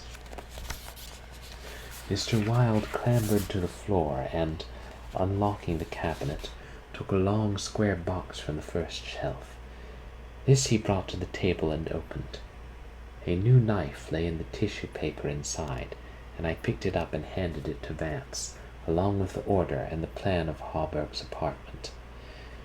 Then Mr. Wilde told Vance he could go, and he went, shambling like an outcast of the slums. I sat for a while, watching the daylight fade beyond the square tower of the Judson Memorial Church, and finally, gathering up the manuscript and notes, I took my hat and started for the door. Mr. Wilde watched me in silence. When I had stepped into the hall, I looked back. Mr. Wilde's small eyes were still fixed on me. Behind him, the shadows gathered in the fading light. Then I closed the door behind me and went out into the darkening streets. I had eaten nothing since breakfast, but I was not hungry. A wretched, half-starved creature, who stood looking across the street at the lethal chamber, noticed me and came up to tell me a tale of misery. I gave him money. I don't know why, and he went away without thanking me. An hour later, another outcast approached me and whined his story. I had a blank bit of paper in my pocket, on which was traced the yellow sign, and I handed it to him. He looked at it stupidly for a moment, and then with an uncertain glance at me, folded it with what seemed to be exaggerated care, and placed it in his bosom. The electric lights were sparkling among the trees, and the new moon shone in the sky above the lethal chamber. It was tiresome waiting in the square. I wandered from the Marble Arch to the artillery stables and back again to the Iotos fountain. The flowers and grass exhaled a fragrance which troubled me. The jet of the fountain played in the moonlight, and the musical splash of falling drops reminded me of the tinkle of chained mail in Hawberk's shop. But it was not so fascinating, and the dull sparkle of the moonlight on the water brought no such sensations of exquisite pleasure as when the sunlight played over the polished steel of a corselet on Hawberk's knee. I watched the bats darting and turning about above the water plants in the fountain's basin, but their rapid, jerky flight set my nerves on edge, and I went away again to walk aimlessly to and fro among the trees. The artillery stables were dark, but in the cavalry barracks the officers' windows were brilliantly lighted, and the sally port was constantly filled with troopers in fatigue, carrying straw and harness and baskets filled with tin dishes. Twice the mounted sentry at the gates was changed while I wandered up and down the asphalt walk. I looked at my watch. It was nearly time. The lights in the barracks went out one by one. The barred gate was closed, and every minute or two an officer passed in through the side wicket, leaving a rattle of accoutrements and a jingle of spurs on the night air. The square had become very silent. The last homeless loiterer had been driven away by the grey-coated park policeman. The car tracks along Worcester Street were deserted, and the only sound which broke the silence was the stamping of the sentry's horse and the ring of his sabre against the saddle pommel. In the barracks, the officers' quarters were still lighted, and military servants passed and repassed before the bay windows. 12 o'clock sounded from the new spire of St. Francis Xavier, and at the last stroke of the sad-toned bell, a finger passed through the wicket beside the portcullis, returned the salute of the sentry, and crossing the street entered the square and advanced toward the Benedict apartment house. "Louis," I called. The man pivoted on his spurred heels and came straight toward me. "Is that you, Hildred?" "Yes, you're on time." I took his offered hand, and we strolled toward the lethal chamber. He rattled on about his wedding and the graces of Constance and their future prospects, calling my attention to his captain's shoulder straps, and the triple gold arabesque on his sleeve and fatigue cap. I believe I listened as much to the music of his spurs and sabres as I did to his boyish babble, and at last we stood under the elms of the 4th Street corner of the square opposite the lethal chamber. There he laughed and asked me what I wanted with him. I motioned him to take a seat on a bench under the electric light, and sat down beside him.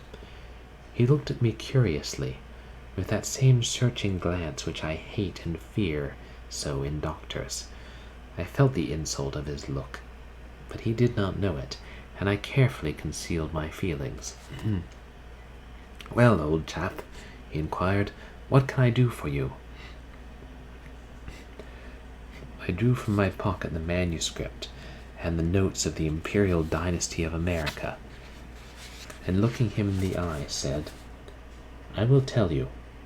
On your word as a soldier, promise me to read this manuscript from beginning to end without asking me a question. Promise me to read these notes in the same way, and promise me to listen to what I have to tell you." "I promise, if you wish it," he said pleasantly. "Give me the paper, Hildred." He began to read, raising his eyebrows with a puzzled, whimsical air, which made me tremble with suppressed anger. As he advanced his eyebrows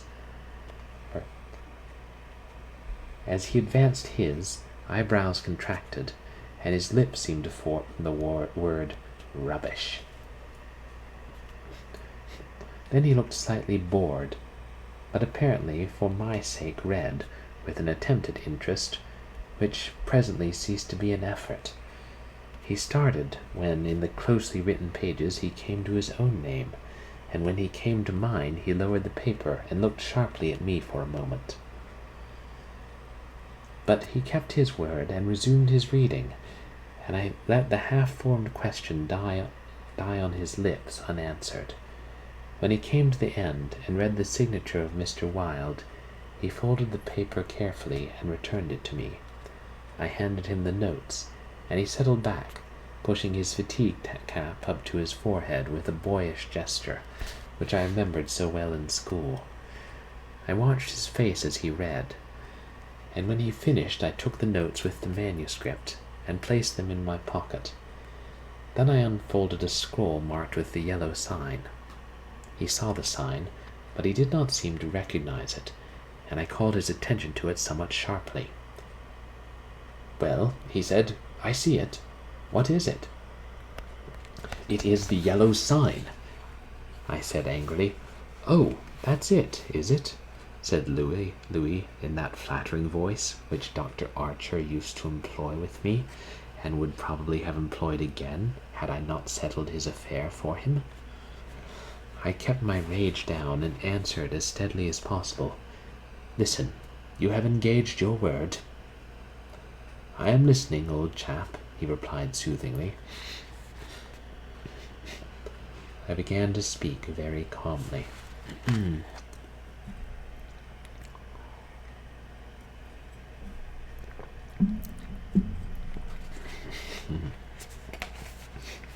Dr. Archer, having by some means become possessed of the secret of the imperial succession, attempted to deprive me of my right, alleging that because of a fall from my horse 4 years ago, I had become mentally deficient. He presumed to place me under restraint in his own house, in hopes of either driving me insane or poisoning me. I have not forgotten it. I visited him last night, and the interview was final. Louis looked quite pale, but did not move. I resumed triumphantly. "There are yet 3 people to be interviewed in the interests of Mr. Wilde and myself. They are my cousin Louis, Mr. Hawberk, and his daughter Constance."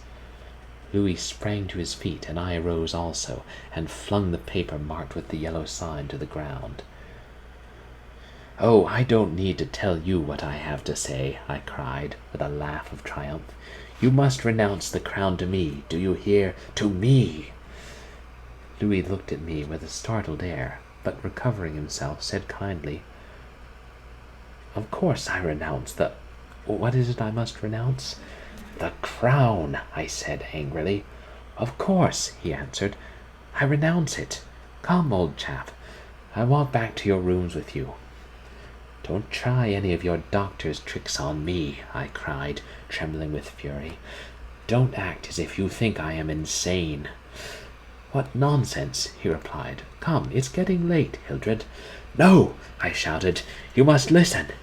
You cannot marry. I forbid it. Do you hear? I forbid it. You shall renounce the crown, and in reward I grant you exile. But if you refuse, you shall die." He tried to calm me, but I was roused at last, and drawing my long knife, barred his way. Then I told him how they would find Dr. Archer in the cellar with his throat open, and I laughed in his face when I thought of Vance and his knife and the order signed by me. "Ah, you are the king," I cried, "but I shall be king. Who are you to keep me from empire over all the habitable earth? I was born the cousin of a king, but I shall be king." Louis stood white and rigid before me. Suddenly a man came running up 4th Street, entered the gate of the lethal temple, traversed the path to the bronze doors at full speed, and plunged into the death chamber with the cry of one demented, and I laughed until I wept tears, for I had recognized Vance, and knew that Hawberk and his daughter were no longer in my way. "Go," I cried to Louis. "You have ceased to be a menace. You will never marry Constance now, and if you marry anyone else in your exile, I will visit you as I did my doctor last night. Mr. Wilde takes charge of you tomorrow." Then I turned and darted into South 5th Avenue, and with a cry of terror Louis dropped his belt and saber and followed me like the wind. I heard him close behind me at the corner of Bleecker Street, and I dashed into the doorway under Hawberk's sign. He cried, "Halt, or I fire!" But when he saw that I flew up the stairs, leaving Hawberk's shop below, he left me, and I heard him hammering and shouting at their door, as though it were possible to arouse the dead. Mr. Wilde's door was open, and I entered, crying, "It is done! It is done! Let the nations rise and look upon their king!" But I could not find Mr. Wilde, so I went to the cabinet and took the splendid diadem from its case. Then I drew on the white silk robe, embroidered with the yellow sign, and placed the crown upon my head. At last I was king, king by my right in Hastur, king because I knew the mystery of the Hyades, and my mind sounded the depths of the lake of Holly. I was king. The first grey pencilings of dawn would raise a tempest which would shake 2 hemispheres. Then, as I stood, my every nerve pitched to the highest tension, faint with joy and splendor of my thought, without, in the dark passage, a man groaned. I seized the tallow dip and sprang to the door. The cat passed me like a demon, and the tallow dip went out. But my long knife flew swifter than she, and I heard her screech, and knew that my knife had found her. For a moment I listened to her tumbling and thumping about in the darkness, and then, when her frenzy ceased, I lighted a lamp and raised it over my head. Mr. Wilde lay on the floor, with his throat torn open.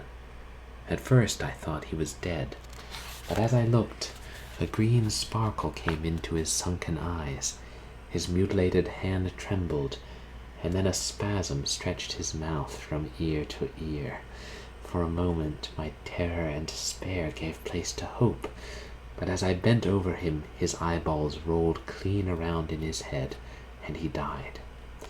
Then, while I stood, transfixed with rage and despair, seeing my crown, my empire, every hope and every ambition, my very life, lying prostrate there with the dead master, they came, seized me from behind, and bound me until my veins stood out like cords, and my voice failed with the paroxysms of my frenzied screams.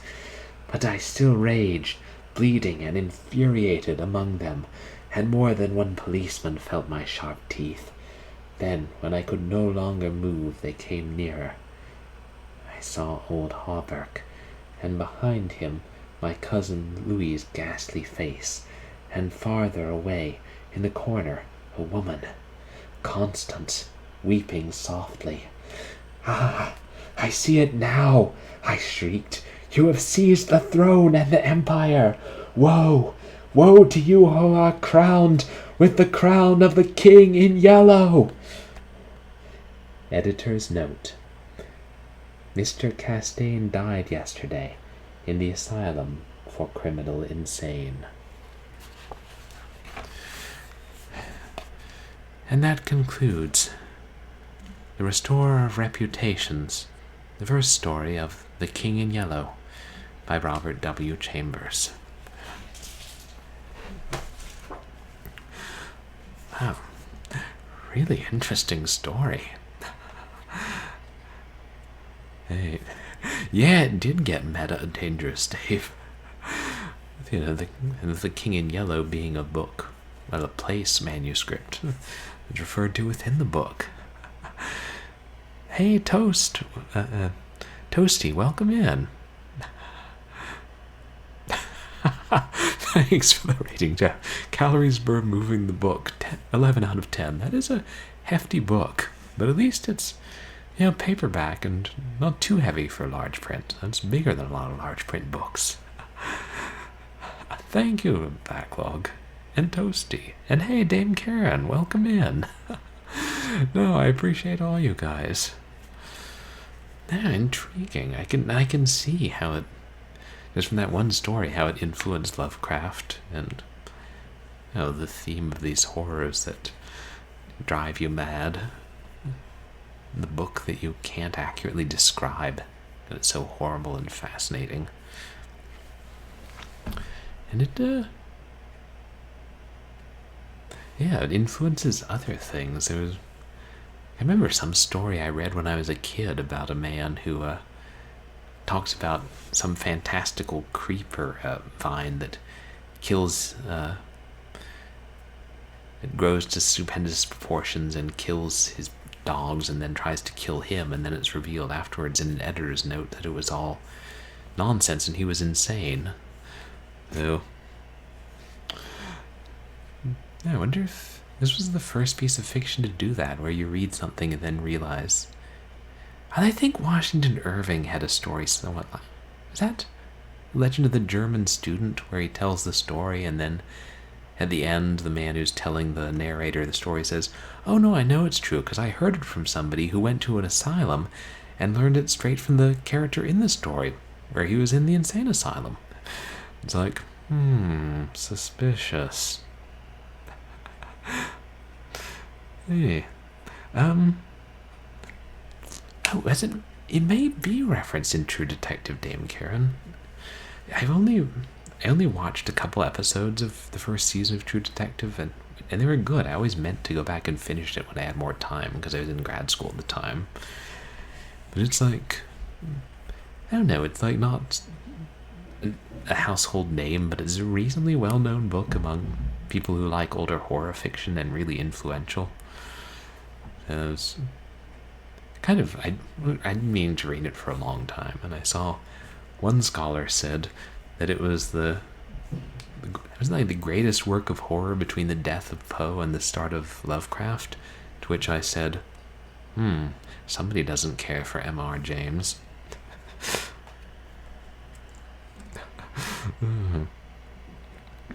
Oh, right, and sorry, I almost forgot, you guys should check out Backlog Cabin, who's a mostly retro streamer.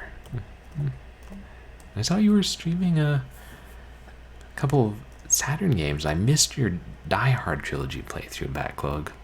It's an interesting game. I really want to play Die Hard Trilogy 2 one of these days.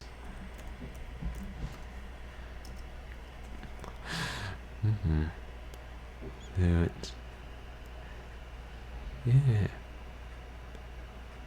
Oh, the meta stuff. Victor Hugo refers to his own uncle in Les Miserables.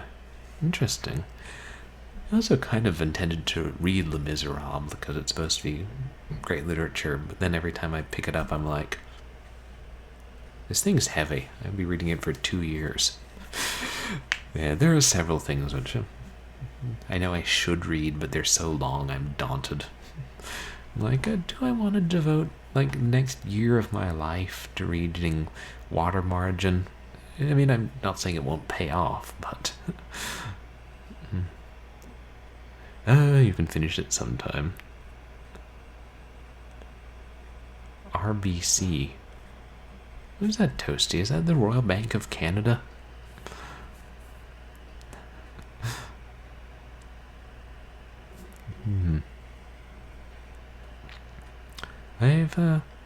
I haven't done that before, Backlog. The closest I did was for last Halloween. I spent half the stream reading The Cat Who Walks Amongst Us. Is that what I ended up calling it? I think. And then the second half of the game playing a short Halloween-themed game. So it was retro Backlog Cabin.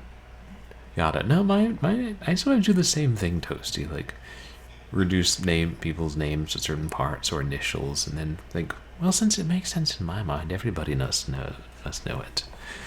But I hadn't done this before. I just thought I'd try it out, and then if people want, maybe I'll do more. I don't want to take up too much short horror Saturdays with it, because I know people like me playing games too, but maybe I'll read through more of The King in Yellow on stream. And my understanding is it's a bunch of short stories that are somewhat interconnected or deal with similar subjects. And it's public domain, so, I can read it and no one can come after me. I mean, except, ghosts. There are plenty of books I would like to read, but they're not in public domain. It'd be hard to track down authors and get permission to do it for my little streams. Oh yeah, definitely, Dame Karen, and I'll put the VOD on YouTube. I don't know. If I end up doing the full book, maybe I'll extract the audio from just the parts where I'm reading and turn it into an audiobook and put it on LibriVox. But at the same time, that sounds like a whole heck of a lot of work. And it's not like I don't have other things to do.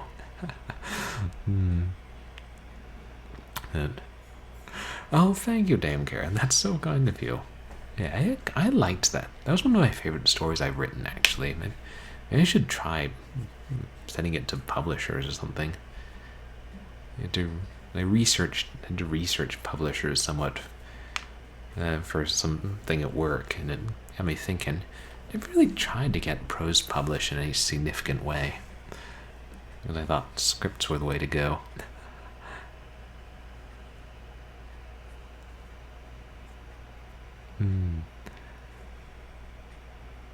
Oh yeah, I try to shoot out all the streamers I know. Who I know are streamers, Toasty. They're like, if I find out somebody streams, be sure to shout them out. I might try and do that for Halloween again if I have time, like write an original short story and then upload it, or read it on the stream. So maybe upload it as a highlight or something, like so it stays on Twitch permanently. Yeah, it's hard to do it fluidly. It's kind of surprising. And I tried messing around, like, reading books before.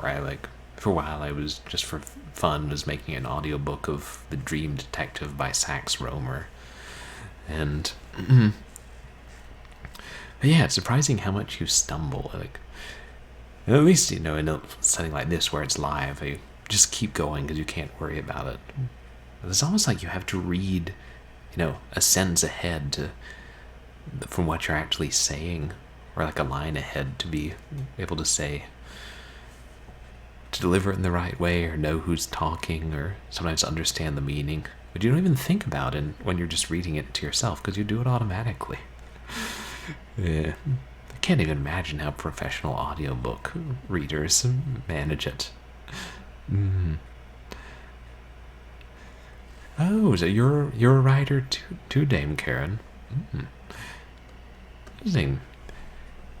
Maybe you should start reading some of the stuff you write on Twitch. Or we could just buy your books. But I try to write scripts, Backlog Gavin. I've kind of been trying to start again recently. That was what I went to school for, but I never really did it professionally. I mean, beyond sometimes getting a pittance for it, or getting promised I would get paid, that sort of thing. But hopefully I'll get to do it professionally at some point and be good enough to do it professionally. Oh, thanks, Toasty. But yeah, I feel like I stumbled a few times, or like had to go back a few words or mispronounce something. That's the other thing, reading stuff from the Victorian era. Some of these words, it's like Ionos fountain. Is that just something that everybody in New York City knows and I don't because I'm not in New York City, or is that some term for this type of Grecian fountain that everybody knew in the Victorian eras because they had vocabularies the size of Whitaker's Almanac? Why? I don't know. There wasn't much to do other than read.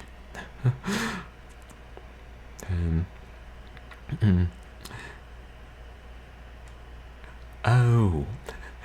Your brain will rewrite them into your preferred speaking style. Yeah. But I think I could notice my brain having the potential to do that sometimes. Like, because you're processing in a different way when you're speaking it out loud. That would be fun to write for a game, Backlog Cabin.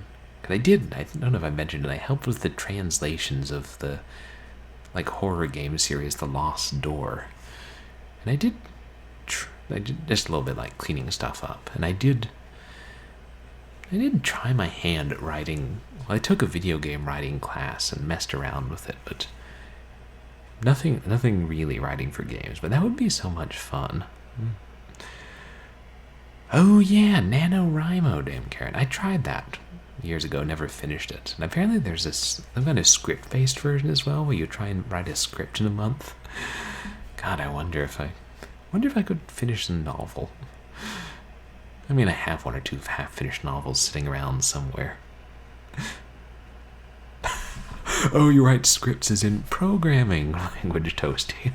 Different kind of script writing.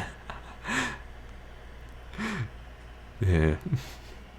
Yeah, it could, and also Ionos Fountain could just be something that Robert W. Chambers made up, or stole from some other random writer and stuck in there. Which I guess is some of the fun of this speculative fiction, because it was set in the early 20s, but written in the 1890s. So That's why it started out going through that whole alternate history thing. With some mild racism in there where it says a couple of bigoted things and then says, also, bigotry had been laid to rest. And I'm like, had it though? Had it? From the less literate part of New York. So part of New York doesn't figure in as many novels. Yeah, I don't know. There must probably some big fountains in New York, because, big city, I assume. Yeah, I can't remember. There's like a friend of mine at the American Shakespeare Center told me about it shortly before I left there. And NaNoWriMo is hard. It's like 50,000 words in a month. Whereas, I don't know, for a collection of short stories, it somehow doesn't seem as daunting. Oh, racism in 1920s encyclopedias. Yeah, I can only imagine. That's like... I figure most things, like, many books written like 100 years ago would have a healthy dose of things that we would take issue with now. Hopefully 100 years from now they won't feel quite so strongly about a lot of the things we say these days in our fiction and our encyclopedias. Yeah, things have changed a lot. It's so fascinating to read older literature and think about how much things have changed, both in the world and in the way people think, and yeah. And why it's also fun to read older books that think about what the future is going to be like, and then see what they got wrong and what is different. And yeah, no, that's true. Racism can still be found in too many places. I hope it's not quite as mainstream now as it was in the 1920s and the late 1800s, but yeah, I know some of the ways that Lovecraft is problematic. I don't know all of them. Like, I still like his writing, what I've read of it, and think he's a really good writer, but I know it's pretty problematic. Like, at one point in school, I was suggesting that for the next year's haunted house, Chair Wetmore consider The Terrible Old Man, which is one of his short stories, and his Lovecraft short stories, and the chair agreed. It is a pretty good one, but it does, have some of that problematic racism, talking about those swarthy Italians who have settled on our shores. It's like a 5-page story. You don't even need it. True, our ancestors were deeply flawed humans. That's a good way of putting it. Hopefully we can have improved and continued to improve.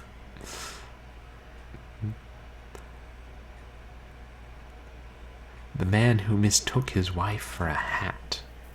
God, I feel like I've heard of that one.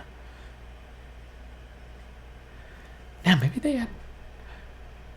Sounds terribly familiar. Like, they might... I think they had us read an excerpt from that back in G school. But I can't remember. Oh, but it's got a lot of slurs in it. Yeah. Personally, I tend to be okay with reading. Like, reading older literature, even knowing that it has objectionable content. I know some people would rather avoid it. Maybe I should, for these reading streams, I should put... I kind of wonder when I should put trigger warnings on my stream. Like, if I know that there's going to be something that people might find objectionable, then I'll put a trigger warning. Like maybe in the next couple weeks I'll play Let the Squashing Begin, because I've wanted to play that for a while, and then I'll put a trigger warning that says, trigger warning, spiders. But it's like, a lot of books and just like games, you don't know when they're going to throw out something objectionable, and it's like you could be halfway through and it's like, whoa, that's not something we say, or whoa, giant demonic clown trying to eviscerate you, or who knows what sort of things.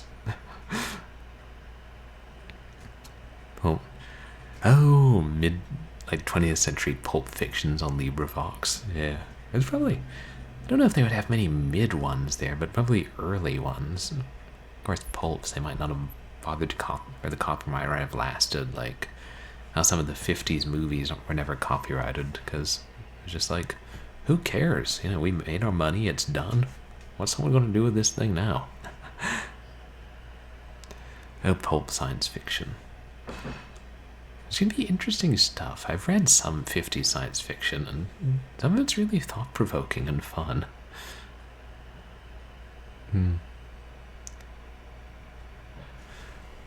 Oh, how awful he was as in, like, a human being, like, not just his writing, but his personal life. I don't know much about it. Okay, it was Oliver Sacks. Yeah, no, we did. Wait. No, I think there's a chapter in it called An Anthropologist on Mars, and we had to read that in G school. And I reread it a couple years ago when I was clearing out all large print stuff, and found a possible epigraph for a short film I was helping write, and suggested it to the director, and he's like, "What?" And I'm like, "Yeah, I'll be quiet now." Yeah, I remember, a fascinating book.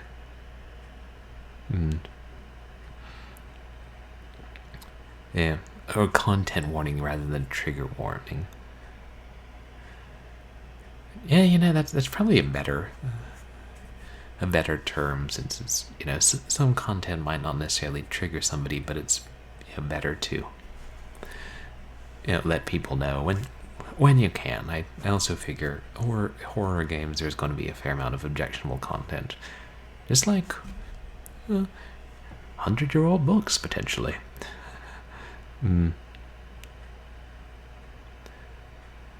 Oh, right. Yeah, like, that's a good point, Dame Karen. That could trigger trauma. Like, if I were to play something, and especially if I'm going to play a longer game, I might try and look up if there were any triggers that it could have. Like, if I were to play Phantasmagoria, or I Have No Mouth and I Must Scream, which is really disturbing stuff. Of course, then on the other hand, I might not just stream those. I might play them on my own.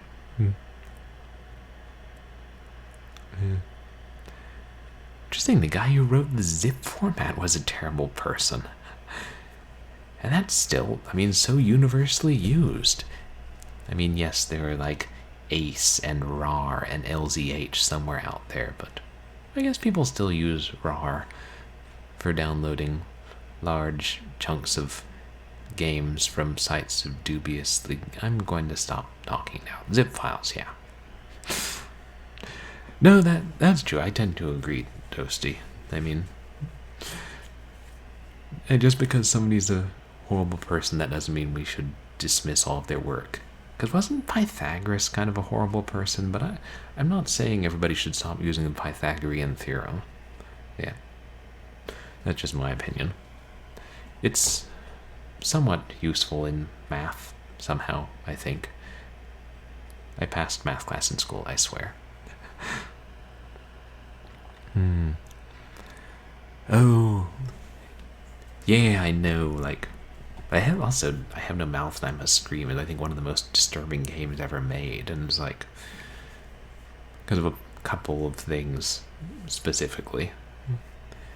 But I'd read about it because I had researched it for, like, as part of an internship once, but I'd always been curious about it because it was one of those, you know, horror games that everybody says, yeah, this is really one of the best horror games, but it can't be re-released, and you can't get a copy because they're $50. Until then, it finally got re-released. That generally seems to happen, which I'm happy about. The games that were once hard to get become accessible again, even if it does something to the value of my big box collection. Which, to be fair, I generally didn't seek out the big boxes were actually worth a lot. Oh, he saw an older format, Toasty. Yeah, it was pretty sick. And I know it was banned in... Was it banned in Germany, or did they just... Oh no, I think I Have No Mouth was...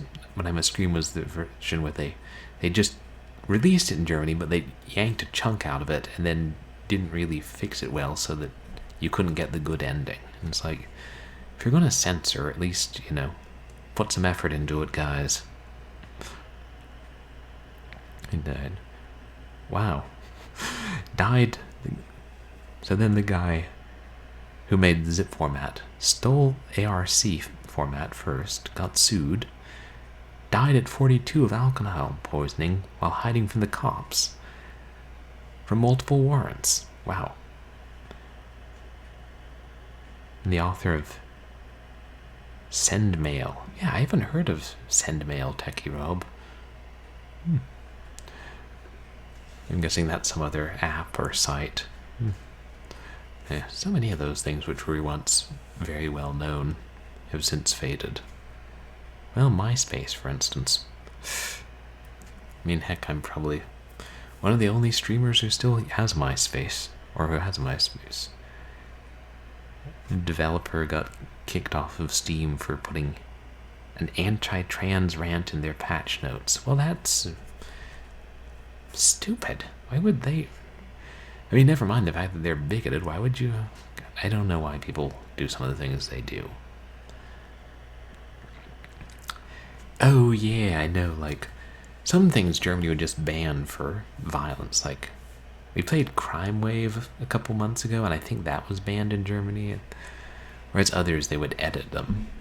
I didn't realize there was an edited version. Oh, maybe one of the modern Wolfensteins, Dame Karen? But yeah, like if they're going to edit the textures and stuff, that's one thing, but just take out a fifth of the game, that's different. And Indiana Jones. Oh, they edited Indiana Jones. Wow. I wondered if they would do it for movies as much as games. And hey, Stock for Wooder, welcome in. Yeah, we're talking about, like, because we were reading this, book from so long ago, and then it got us talking about racism in older works, and then people who make things or write things but are bad people. And yeah. Oh, Send It Mail was what a lot of internet, like the core of internet mail for decades. Oh. Oh, that was someone else who was horrible, Techie Rob. Well, then I wonder why we stopped using Send It Mail. Maybe just because better stuff? Oh, it allowed shell escapes with root privileges. Is that a reference to the Teenage Mutant Ninja Turtles Nintendo game? Because I don't get it. All this technical computer stuff. Yeah. Bad code, not bad person. Well then, yeah. If shell escaping is bad, then I'm glad we use internet mail where the shells can't escape. Oh, the indie game, of course, that makes more sense. Because I think it would be hard to edit an Indiana Jones movie, but yeah, it makes sense. Like Fate of Atlantis or Last Crusade or Infernal Machine, maybe? I don't know which Indiana Jones games. Actually, I don't know if I've played any Indiana Jones games other than that awful Game Boy one based on Last Crusade.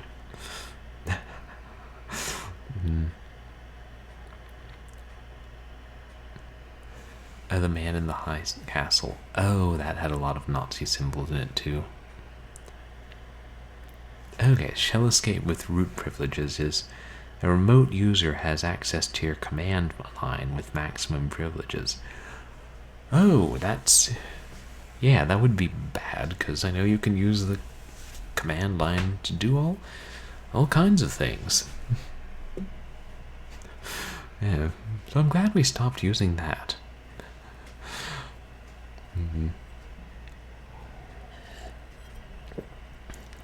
Oh, yeah. This book is really interesting, and I realize I don't think I know anything else Robert W. Chambers wrote. I don't know if any of his other stuff was really well known. And just so many writers out there, it's impossible to keep track of them all and to read everything. Yeah, that's one reason to make humans immortal, right there, so that we have time to read all the books we want to. Of course, then if we were immortal, people would keep writing more. We'd have to put a stop to that. Or we'd never end. The reading would never stop. On Linux, you can do everything from the command line. I don't know all the stuff you can do in Word, or in Windows, but I know you can do a lot, and like even just important system repair with command line. I've had to look that up to basically get computers working before. Yeah, he might have been like just had one book like Harper Lee that was really well done. The short story. Oh, it lost you on the context. Yeah, I mean, it kind of, other than the opening part where it just tells you all about what's going on in the world, but it doesn't, I think it purposefully doesn't give you as much context so that you can fully understand it. But also, I mean, it's like it could be that there's all this mysterious stuff going on, or it could be that the protagonist's crazy. I kind of think that the protagonist's crazy, but I don't know. Maybe future stories will give bigger indications that the King in Yellow is real. and it keeps referring to these things that, like, we don't really know because, well, they're not real.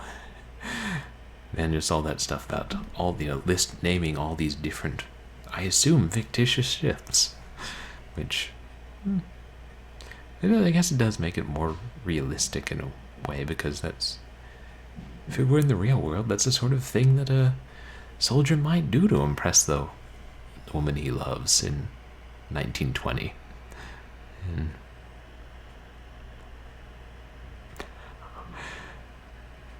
oh yeah, I guess if you would use a robot body to make you immortal, you could read books a lot faster, like that scene in Short Circuit 2 where the robot keeps, like, flips through a book, throws it over his shoulder.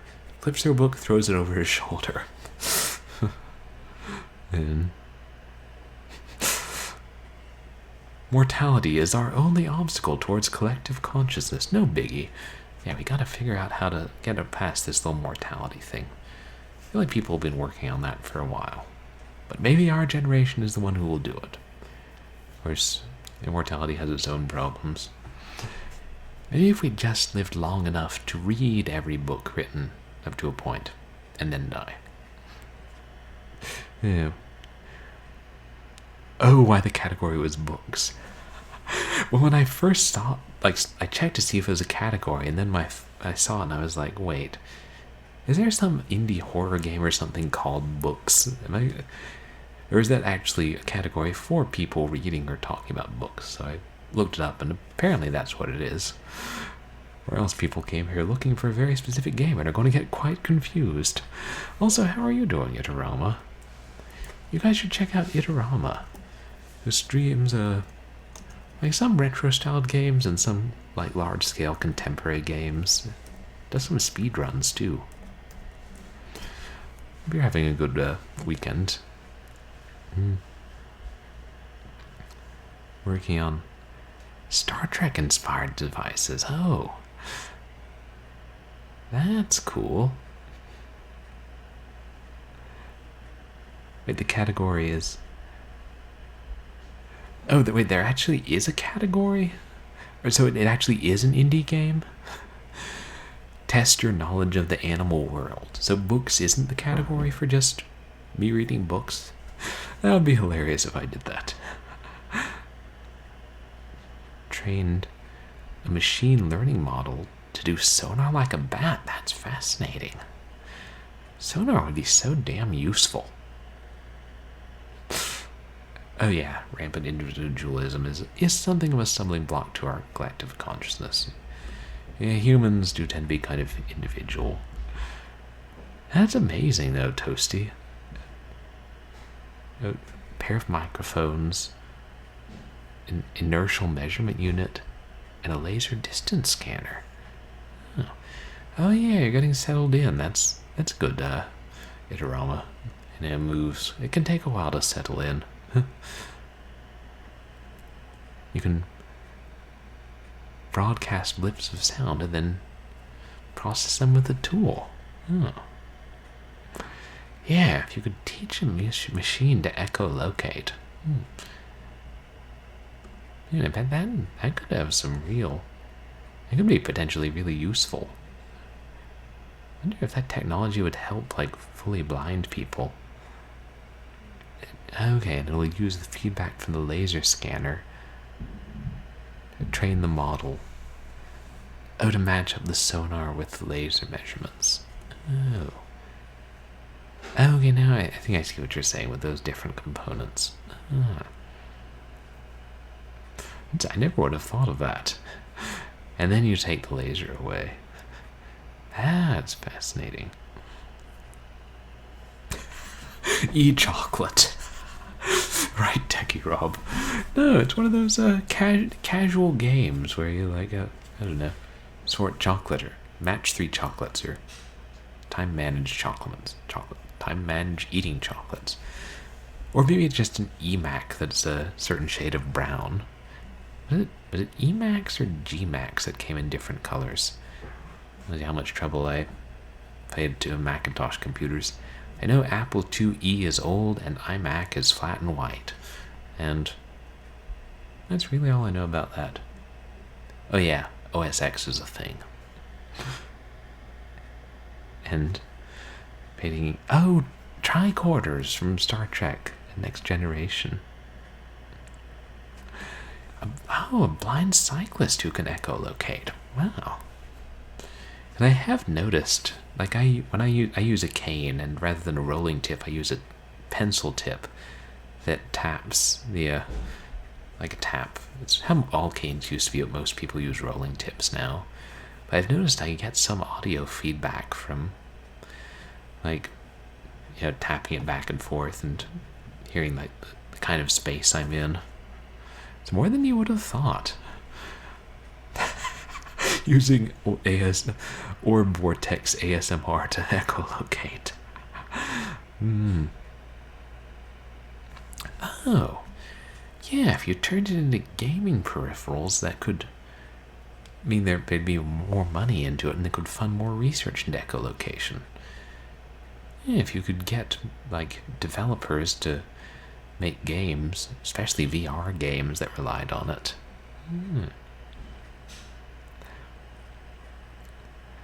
Okay, it was... Oh, IMAX had many flip colors. Oh, okay. Maybe I only saw them a later generation, like back in school. And it was mostly it was either the Emacs or the Gmacs were the bigger, like, it was an all-in-one computer with a CRT monitor. It used to be all over the schools. And the tricorder can use the thermal camera to detect humans in a scene. Oh. Yeah, because what all... I can't remember all the things the tricorders did. It's been a while since I watched Star Trek. I was watching through Deep Space Nine for a while. Different pitches for sound surfaces. Oh yeah, I mean, yeah, different... Like in real life, different surfaces make different noises. Yeah, that's so cool. GPUs developed so rapidly because people wanted them for gaming and there was a lot of money in them then. It's like the gamers like, need better graphics, need bigger resolutions. Like, okay, but can we keep the text the same size proportionally? And they're like, no, we can make really tiny text while really big graphics because GPU. Yeah, exactly, to be able to map that audio feedback from the taps of your cane, which I imagine totally blind people able to do that to some limited degree. I don't know. They don't have that many friends who are fully blind. Seems like there was some indie experimental game where you use sound, like, and then your use of sound waves would, like, draw the world on the screen in some way, like create an image. I don't know where I read about that. Yes, you should stop using IMAX at this point, Techie Rob. Well, I don't know if they still work and do what you want to do with retro gaming wise. You have a device that could turn an 8x8 grid laser distance scanner into an 8x8 LED grid of intensities? Oh. You're working on some fascinating stuff, Toasty. Then... Oh. You place it close to your eye and it gives you some kind of accurate distance vision. Out to 6 meters. Well, that wouldn't sell too well in the US because we don't use meters. Maybe one of these days. No, that would... Oh, yeah, I would love to see that. The Devil's Pitchfork. Oh, is that the game backlog? You use the sound to draw like the... I think it's like a white image on a dark background, but in full 3D. Yeah, if you could map everywhere you've been using the audio. Yeah, if the human brain could do that. Something to remember. Oh, the devil. There's a game for blind people on Steam.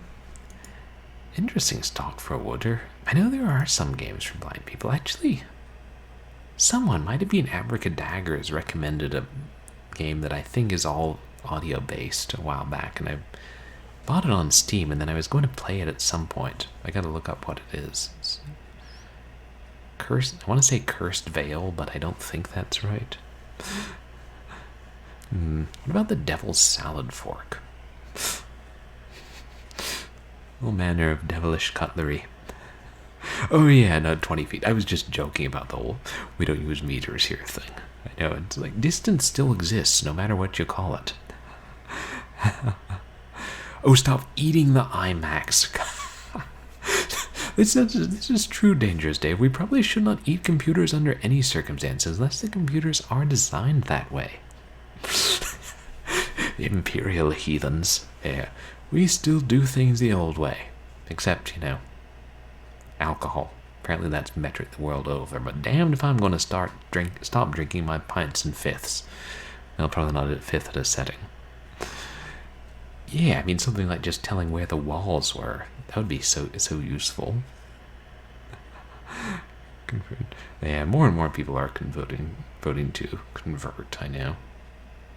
But plenty of people like the old ways, where we get gallons of milk. Yeah. Oh, there were sound-only adventures on Saturn and Dreamcast? Interesting. Because I know there was a genre called sound novels, but it was more like a predecessor to visual novels or a similar kind of thing.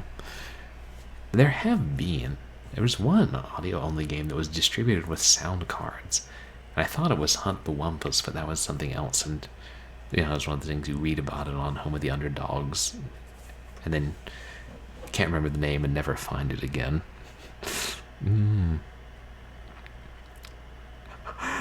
It's only 2 hours into your day, right? Because early morning. Yeah, I mean, I think blind people is... it's a fine way to say it. I get what you're saying, stock. But yeah, it's like, I guess audio games is what they're called. And I know there was an audio... They were experimenting in even when I was back in high school. Like, there was... In 2004, I checked out this audio-only version of Doom. Which I think was kind of an original game. I just saw the shareware version.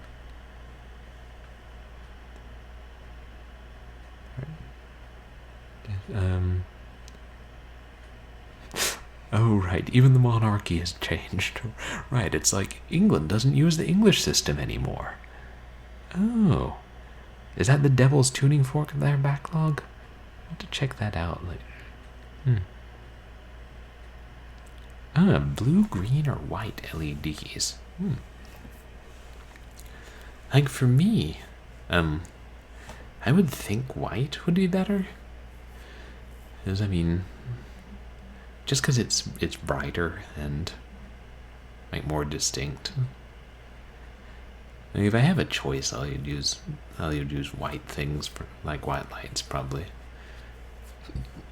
Like I got to try out a Virtual Boy once or twice, and I know they used red. I think it was LEDs because those are the cheapest. It's like, damn, this could have been so much easier to use if y'all had used white LEDs. Like, spring for the extra however much per console, or alternatively, cancel the Virtual Boy and focus on the N64. That was what you wanted to do anyway, wasn't it, Nintendo? We thought so. True, I didn't see the audio version of Doom. If I remember, it had some very basic visual you could use, but it was like pretty much just geometric shapes on a like white background, all top down, because Doom is essentially like could be seen as a top-down shooter since you can't aim up or down. Or lime green. Yeah, I mean, lime green LEDs would look pretty cool.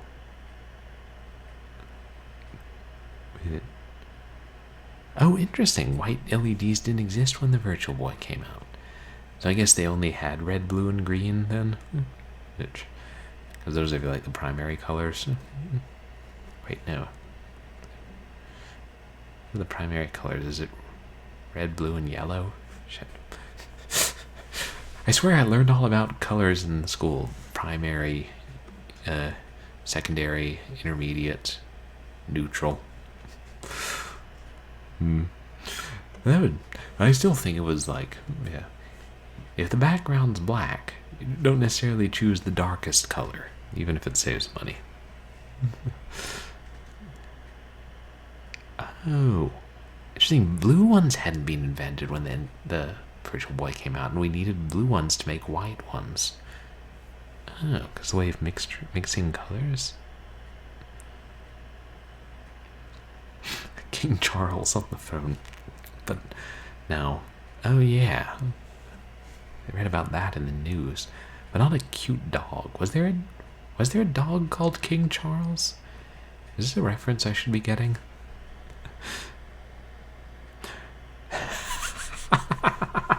Techie Rob. That's true. The Cavaliers wanted to put a King Charles on the throne, and well, now there is one. What would affect for Charlie? What would they draw the sword? However it went. Right, is that the right tune, or is that the tune of Who Saw the 42nd? I don't know, maybe the same tune for both. Oh. Red, green, and blue equals white. Okay. Oh, light. Oh, right, light and pigment are different. Is that thing where they were saying light? Remember they were saying in school, like, is it in art, black is all the colors combined and white is the absence of color? And in science, white is all the colors combined and black is the absence of color? And I'm just like, well, then why couldn't we just make art imitate science? Like, why'd you have to make it different? Oh, thank you for contributing to the Purblind Gamer Eats Marmite Challenge. Shit, I'm going to have to actually eat this stuff. Yeah, I've been curious to eat it. I keep hearing all the Australian and English friends reference, oh, it's Marmite and Vegemite. Just had a nice Vegemite fondue today. It goes very well with strawberries. Oh, thank you, Techie Rob. It's the contribution. Oh, it's the King Charles Spaniel. Comes in 2 types, standard and cavalier.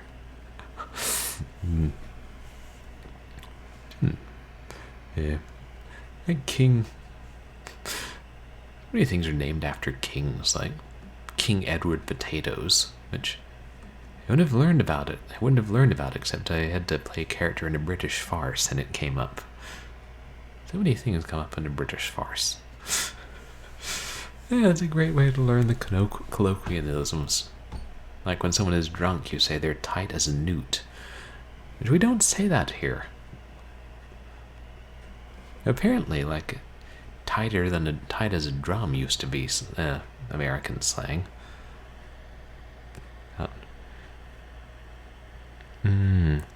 Art is about reflection of surfaces, and science is about the light before it hits the surface. Oh.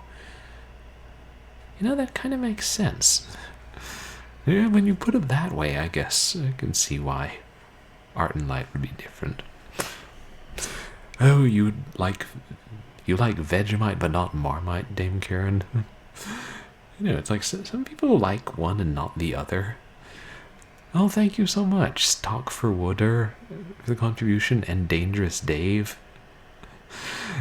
King Charles is a spaniel. I probably heard that before and then forgot it. Oh, the Queen's corgis. Adorable dogs. Tighter than a German record collection. I hadn't heard that. Oh yeah, we can make all sorts of great slang for drunk, as if there isn't enough alcohol-related slang out there.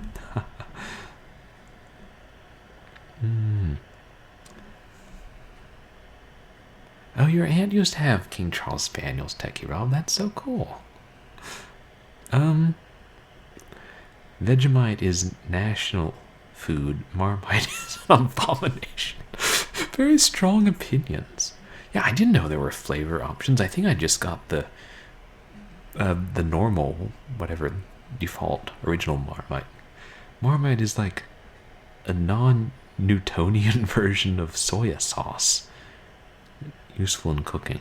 Maybe I should have gotten Vegemite, but the Marmite was cheaper. There's an old ad for a German DJ advertising a record collection tighter than a 12-year-old. That's strange. Marmite is an oxyanion of marm. Oh, chemical prologues. They're not prologue, suffixes. Did I say prologues when I meant suffixes? Like, I got the prefix and the root wrong. What is even with my brain? I don't know. I ordered it from Sri Lanka because we don't have it in America, and that's like the cheapest was a jar in Sri Lanka that was about to expire soon. So this is the brand I have. Delicious. When you get right down to it, it kind of looks like the jar were full of chocolate dip or something. But I'm assuming it doesn't taste quite as nice as chocolate dip. Is it the same brand? Oh, it's still sealed. I should hope so. So yeah, the brand. Maybe Marmite is the brand. Oh no, wait. OAMF.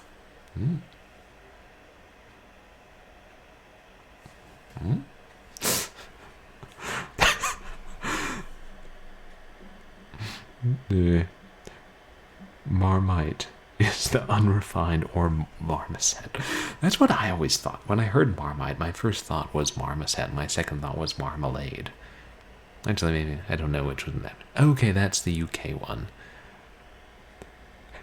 I probably could have gotten cooler things from Sri Lanka. It was just I decided I was going to do this challenge, so I didn't go on eBay. Somebody went on eBay and used my credit card and bought it, and he said it was the cheapest. And he's going to pay me back in monthly installments for all $8 plus shipping, right, Airplane Lion? Shipping was free. Okay, fine, 8 months. Nutella or jam were probably better, but it's fascinating. And I've seen streamers, like I know Emsisy eats Marmite on stream. Leftover beer brewing goo. Well, I believe it is an extract of yeast produced in the brewing process. But when you put it there, it's all in how you phrase it and how you market it. What if they'd send you a live marmot by mistake? I think eBay have safeguards against those. Well, maybe if I like this, I'll try Vegemite next. Or maybe if I don't like this, I'll try Vegemite because it might be better. New Zealand Marmite is the only real one. Oh, great. We're going to get Marmite national struggles now. Marmoset marmalade. Seasoned with marmite. Trying to think of other marm things.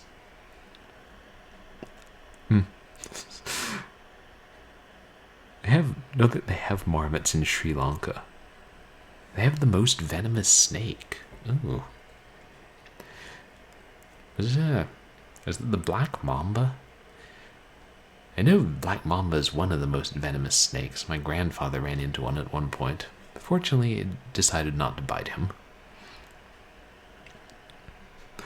Large rodents. Oh, like capybaras? That's my go-to when it comes to giant rodents, or large rodents. Rhinoceros viper. I hadn't heard of that one. I know yellow-bellied sea snakes are supposed to be pretty poisonous. They used to have those in the zoo back in Texas when I was a kid. And I tested trees. Welcome in. How are you doing? I do in America. I don't know. I think giant rodents are kind of cute. I mean, up to a point. If it's like food of the gods giant rodents, then it's like, maybe less cute. Rhino vipers look like a kid's gone wild with a coloring book. Wow, I wonder how that's to their advantage evolutionarily.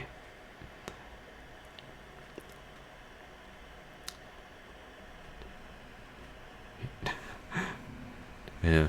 Oh, right, the English ruled for a while. And most Sri Lankans wouldn't eat marmite. It wasn't Sri Lanka the one that used to be called Ceylon? I think I remember. I think that's what it was. I looked it up because they were going on about Ceylon in some Goon Show episode. And, oh yeah, and then I worked at a tea shop, and I think we served a Ceylon tea. It's weird. Things keep objects keep in their names countries or forms of words that no longer exist. Okay, the capybaras are American. Sri Lanka has more reptiles than rodents. Wow. Also an elephant orphanage. Oh. So like instead of having a mouse infestation, people are like, oh well, great. We've got another turtle infestation. Somebody get the cat. Eat the turtles or drive them out. The cat comes in and is just like, the hell am I supposed to do with this? It's gone into its shell. I guess a turtle infestation wouldn't be so bad. You could just pick them up and set them outside. And oh, sorry, the storm blew out your modem. Yeah, we had plenty of rain here all yesterday and last night, but I wouldn't call it a real storm. And I'm always hoping for more rain here until I have to go out in it, be outside. Interesting. Rhinoceros vipers are highly venomous, but don't deliver as much venom. Is it that it's really, really strong venom? Martins munching merrily mash marmite molten marshmallows melting marmoset marmalade. That's great, Toasty. That's a good tongue twister. We should have actors say that as a warm-up in theater. Okay, that is Ceylon and then Sri Lanka. And it's now the Socialist Republic of Sri Lanka. Okay. There's a crocodile in the bath at your grandmother's sister's house. Wow, that'd be terrifying. I mean, if it's small enough to be in the bath, it might also be a little bit cute, but terrifying. I mean, those crocodiles, they'll take off your toes, won't they? Birkenkrocks. Yeah, it's just alligator shoes weren't enough. Now we've got Birkenkrocks. And oh, really? Your neighbors are Sri Lankan, Techie Rob? And a lot of people fled in the 80s. Oh, how be allergic to getting beaten to death by government death squads. That sounds awful. Decades of civil war. Oh. It's sad.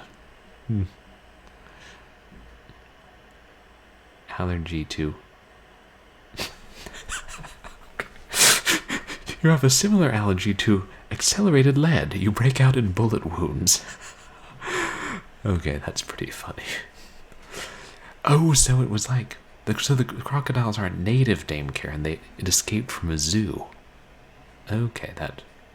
Of course, once they escape from the zoos, I hope they don't become like... start breeding and become part of the natural wildlife. Like... if it's just some crocodiles escaping from the zoo and getting into Bill's bathtubs, that's not as bad as if, there's not, hundreds of wild crocodiles and they'll wander into anybody's house.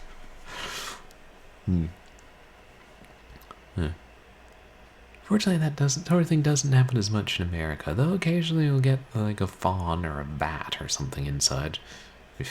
Squirrels. Squirrels are bad about that. Your parents left. Oh, in mid-70s. Oh, military curfews and constant bombings. That would get you down. That sounds awful. Squirrel. Yes, squirrels. We've had issues with those over the years. They would sometimes get into our house back in Houston, mostly in the attic. And then on college campuses, they're quite... They're quite tame, but also quite a problem, to the point where they're like crazy, and I'm like, just trying to sit outside, eat my lunch, and oh, here comes Squirrel Nutcase, and he wants half my hamburger, and I'm like, you carnivorous? I thought you guys, no, you got the teeth for it. Here, here, you eat that. I'm going to go away before you give me rabies. Crocodiles. Oh, okay, was that in Australia, that the crocodile? Or was that in Sri Lanka? I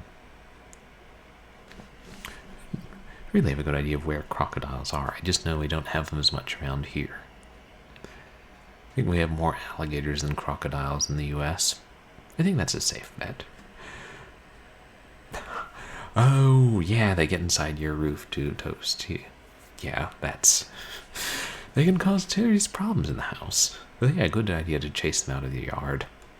And go find your food elsewhere, you bushy-ass bastards.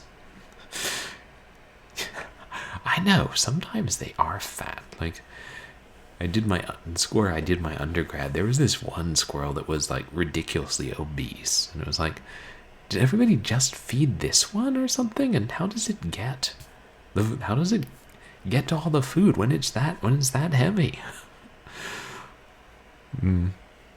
Oh, the lady feeds the squirrels in her backyard every morning. Yeah, because then they keep coming around. And I get that they're cute, but I don't know. Feed something that's cute that's not as much of a problem. Toads are cute, but they won't, get into your attic. So just, every time there's a rain, like buy 5 pounds of crickets and release them in your yard, and then you're feeding all the toads. Oh, you had to walk through the yard, and the yard was full of squirrels. Okay, the crocodile in the bath was in Sri Lanka, but crocodiles are native to Australia. I thought they were. So I think that's good. Maybe you'll get another crocodile in the bath one of these days, Dame Karen. Yeah. Friendly little visitor. You can give it, I don't know, a roast quail and send it on its merry way. Except, maybe don't give it a roast quail, because then the crocodile will be like, good eating around this part of town.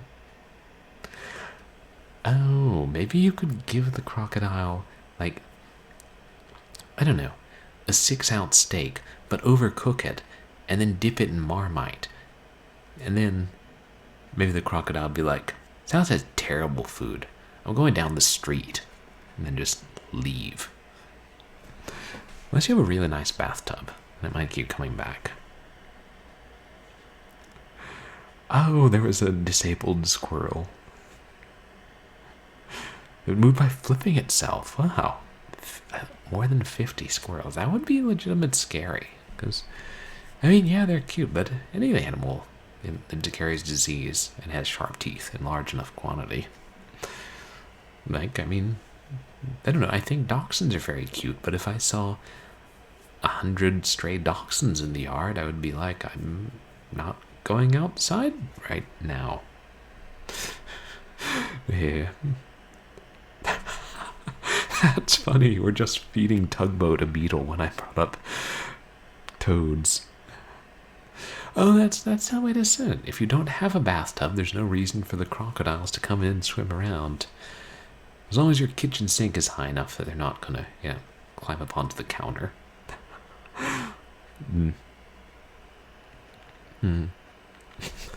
If the crocs make it down to Melbourne, you're done for. Yeah, because they're mostly in a different part. And if you live in the city, you hopefully won't get as many. I say that even though, like, sometimes in LA you'll run into coyotes and skunks. I was surprised. I was taking an Uber home from this, like, small bar I sometimes go to the other night. The Uber driver is like, oh, there goes a coyote. Like, down. You see some of the parks or wetlands. But still, it's like in the middle of the city. Like, even near the coast. Like, how the hell do these animals get around town? I mean, well, okay, obviously they use the metro like everybody else, but I've just never seen a coyote on the metro. And then I mostly take the buses. Maybe they go for the trains more, because, I mean, you have to have a pass to get through the turnstiles, but the coyotes and skunks can just go under and then get on the train, whereas with the bus, they'd have to climb up the steps, and the bus driver would be like, hey, tap your tap card, and the coyote's like, I don't have one, and the bus driver's like, then it's $2 cash to ride, and then the coyote coughs up a half-eaten armadillo and said, there, I would say that has an ARV of 1 bus ride. The bus driver doesn't say anything because, again, coyotes have sharp teeth. Yes. When you were in Melbourne, there were crocodiles floating all over the town? Like in lakes or zoos or something, Dangerous Dave? Oh, okay, if you live in an elevator, it can only be accessed with a swipe card. Yeah, then it would be hard for the crocodiles to get into your house, exactly. Yeah, like in our house we have, like, multiple door locks, so then maybe if they got into the basement, then they could just crawl up the basement stairs. Like, I think that's conceivable, but again, not that many crocodiles around here. Oh yeah, a polite crocodile will just walk in behind somebody else and hopefully not be noticed. And a really smart crocodile will disguise itself as a monitor and then just kind of crawl in, and because, if you see a monitor, like, oh, that's adorable, here, let me pick it up and hug it, and then, like, give it some whatever monitors eat, and then make sure it, put it somewhere safe. That's what I would do if I saw a monitor. Well, depending on how big it is. Like, if there's one thing I've learned from Tintin books, it's that monitors can be quite big. And if there's one thing I learned from that show Jessie on Disney, it's that monitors can make good pets. And if there's one thing I've learned from the Civil War, it's that monitors can go the distance with Merrimax. Come on, we all knew it was coming. It freaking mentioned monitors in the book. I had to say it. Yeah, if deer can get in, coyote can too. Oh, exterminated most of the interesting fauna centuries ago, Techie Rob. Yeah, England's had plenty of time to do that. Just badgers and humans. Oh, that was in Brisbane where they had lots of crocodiles. Dangerous Dave. Still, that's interesting. There are that many. You got a lot of raccoons and rabbits and skunks in your backyard. And back home, my parents would sometimes get skunks crossing through their yard, and foxes. Brisbane also has cane toads and racists. Oh, well, I think I prefer the crocodiles and the cane toads to the racists. But as long as the cane toads aren't racist and like, did you see that tree frog? We certainly don't want to associate with him. Do you happen to know where that fly came from? If it came from certain quarters, I'm not touching it with my tongue. That's how Australian cane toads now talk. There are a lot of rivers in Brisbane, got it. Kill those with a... Don't you kill those with a club where you live, Dame Karen? Much as we dislike racist, Toasty, I think that if, you go around the street killing people with a club, the local authorities might have... Oh, you meant the cane toads. Okay, got it. The question is, do they live in the cane, or do they eat sugar cane instead of bugs? The real question. Toad uprising. Now that sounds like a 70s horror movie. Okay, with golf clubs. Not the nice kind of toads, though. Oh, sorry, I'm behind on chat. Monitors are frightening. Well, I've never seen one in person. I just was fascinated with them because they were gigantic. And then I saw one in this, teen comedy on the Disney Channel. Maybe it wasn't fully grown. It was cute in that, even if the protagonist sometimes had nightmares about it, becoming 50 feet tall and eating her whole. Hey, Disney can get weird too. You've seen some of those horror DCOMs? They look like big Komodo dragons. Put a high visibility orange vest on the crocodile, and then they can go anywhere they want. Yeah, because it's like they're on official business. I mean, heck, they could probably stop cars. Like, if I saw a couple of road cones with, in the street, and there was a crocodile in a bright orange vest, I would probably stop the car just to see if I did need to stop. And also because I would stop the car because I don't have a license, and I'd be afraid that this was some kind of trap to catch me for not having a license and possibly knocking over a couple of lampposts. But they were old lampposts. They had to come down eventually anyway. That's true, Batlog. You heard the words toad and battle, and, yeah. We know what we were thinking about. Battletoads Impossible Game. Tokay geckos. Oh. Bitey but charming. Yeah. That's the thing. Lizards can give you a nasty nip. I used to catch them when I was a kid, but I think I preferred toads, because toads don't bite. Tokay. Isn't Tokay some kind of alcoholic beverage? I feel like I read about that in a young adult fantasy book. It was poison Tokay or something. I may have the term wrong. Oh, cane toads are poisonous. Oh, yeah. I mean, poisonous is in, like, they can give you poison if you touch them, or poisonous is in if you chop them up and make them into a stew. You're going to be feeling sick. No, yeah. I figured you were talking about the cane toads, Toasty, but yeah. Purblind Gamer LLC does not advocate going around killing racists. Or licking racists. Or trying to eat. I think it was more that the racist cane toad was being particular about what sort of flies it was. Dangerous Dave. Psychedelic parrot. Yeah, who knows what you'll catch? I mean, same with the toads. Maybe the moral is don't lick living organisms in general. Except ice cream. Well, if the ice cream's alive, don't lick it. I mean, that opens the door to more questions. It doesn't get you high, it gets you staph infections. That's true. Licking a toad won't turn you racist. It may get you high. It may kill you. But hey, I mean, if the toad licks things, they've got to expect to be licked themselves. Like, sooner or later, some cricket is just going to hop on the toad's back and lick it and be like, how does that feel? And then hop away. And then, I don't know, go play music in Times Square or something.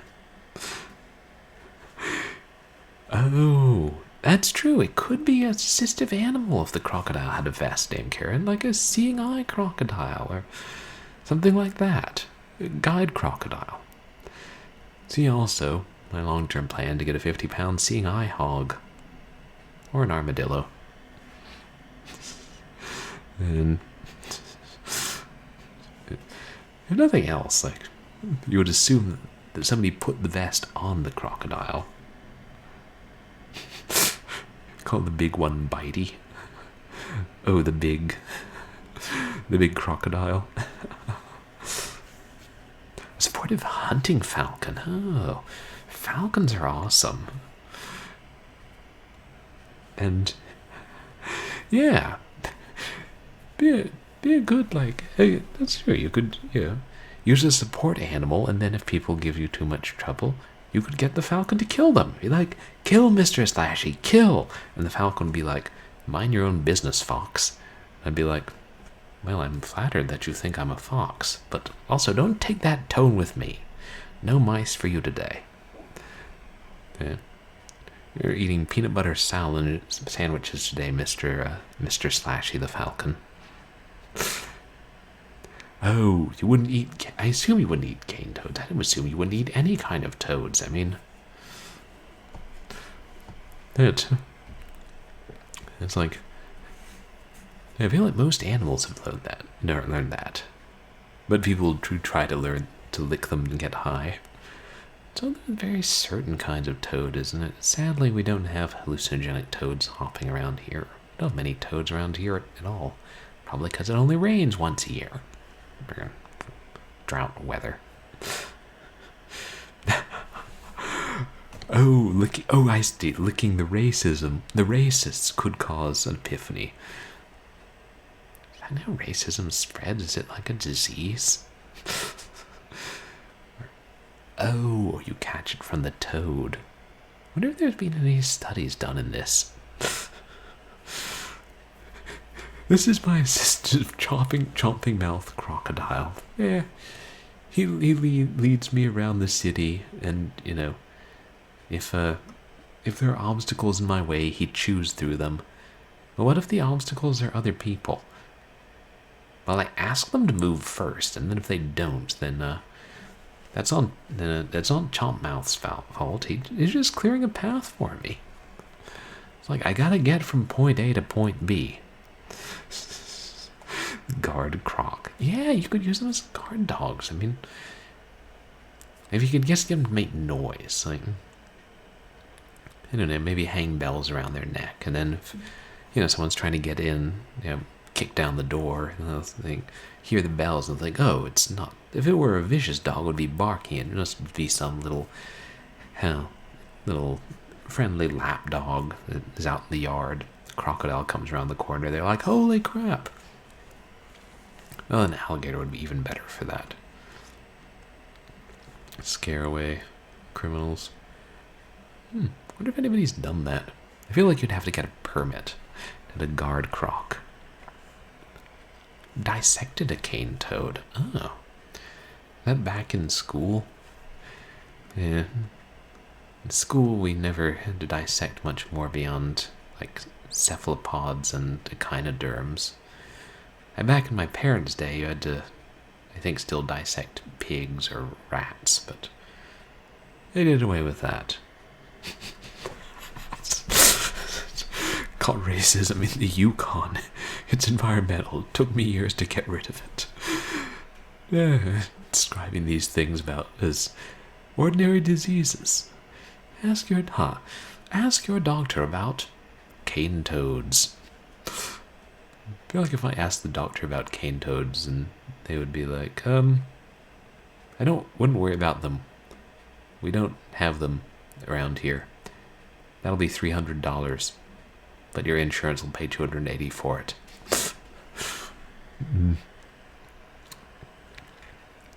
Oh yeah, hey, unlike dogs who bark, crocodiles don't give you a warning. If you get close, then they just sink their teeth in.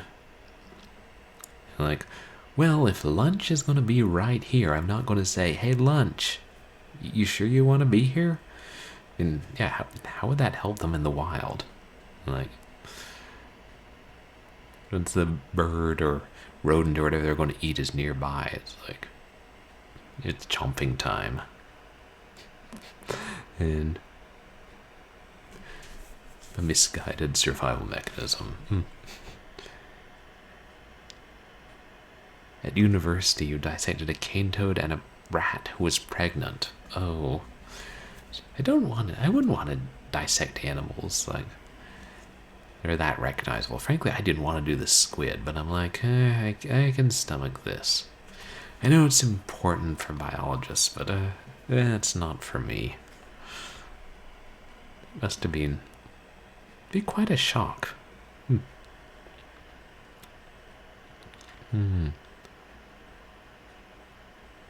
How to ease the cognitive load of threat assessment. Oh. Yeah, I see what you're saying, Toasty. Yeah. It's interesting the way our minds work, and sometimes, and the way they've developed over the years, and some of the old behaviors we have from when we were less civilized, or some of the weird. I always think about cats getting frightened by, was it eggplants or cucumbers? There's strange ways that different animals' minds work. Old meta. Found white marshmallow-like things. Oh, and the rat. And the lab person said they were babies. Wow. That would be quite an unpleasant surprise.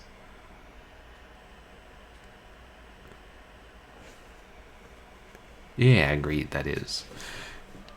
Yeah. Agreed, racism absolutely is bad.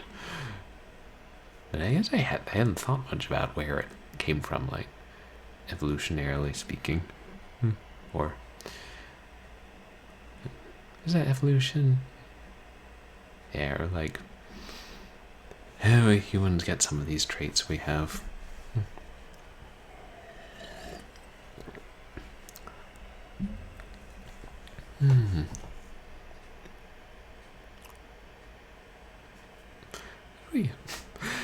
It's funny how we've got on these, we get on this, we just end up talking and get on a bunch of different subjects.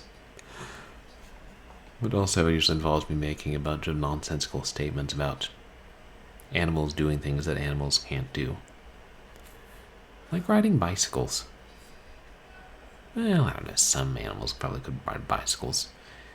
Hey, if monkeys can ride segways, if you could train an octopus to ride a bicycle through the sea, probably could, they're pretty smart.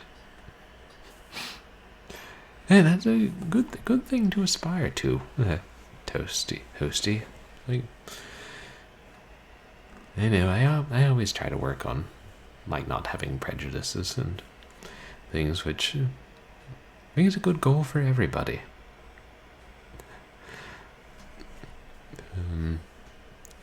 What was I going to say? I lost my train of thought. Hey.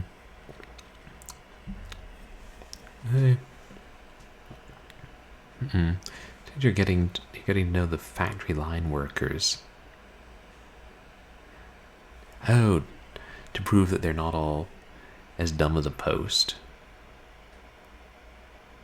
And so far it's going a decent ratio. I guess it probably takes a while to get to know all the workers.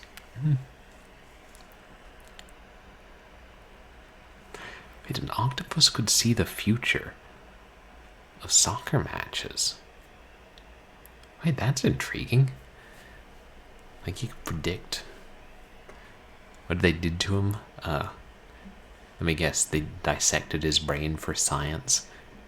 It sounds like something they would do.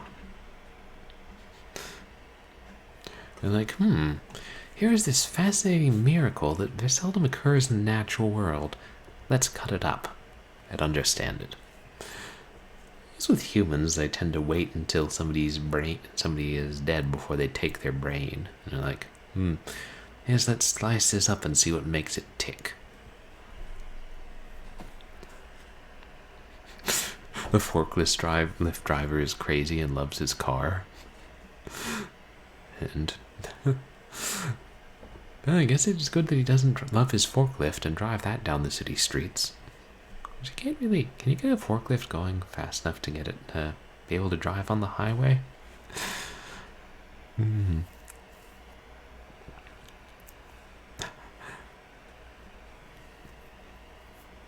Oh, you complained you parked too close. And then you could still walk between the cars when you open the doors all the way. That's not too close. So just in case you both opened the doors simultaneously, they could bump into each other. I feel like at that point you should just get 3 reserved spots for your car. Be like, can't have anybody near this. Must be a very fancy car.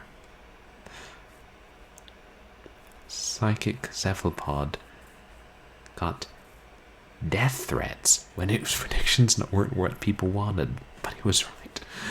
Wow, death threats because he predicted the outcome of a soccer match that people didn't care for. Yeah, well, I know sports fans can get very into their sports. And I've heard in some countries soccer is like, fans just go crazy when certain teams are playing. Or maybe in America they go crazy when certain football teams are playing in the Super Bowl. You just don't really pay attention to it. I never got football. I went to a couple games and I'm like, are they going to stop standing around? Oh, finally, they're moving. They stopped. Acquired taste, I suppose.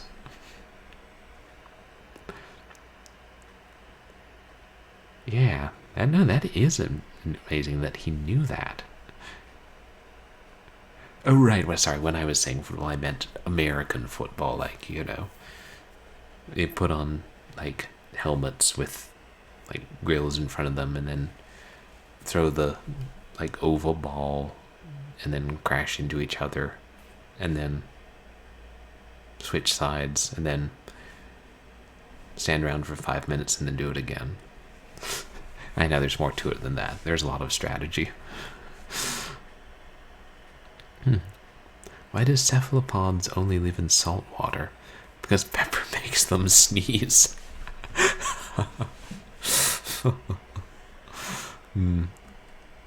True. I mean, yeah. Probably most animals, pepper does make them sneeze, because think about how few animals live in pepper water. I don't know if I can think of any. Probably mosquito larvae could. Don't want to give them ideas. Oh, the forklift operator had a homeless guy key his car, so he's very protective of it.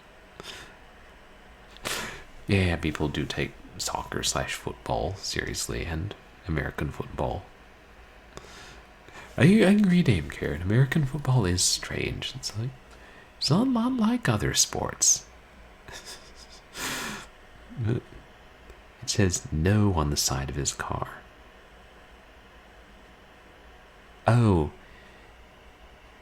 He gave a homeless person crap for making a mess of his recycling, so the homeless person keyed his car. Oh.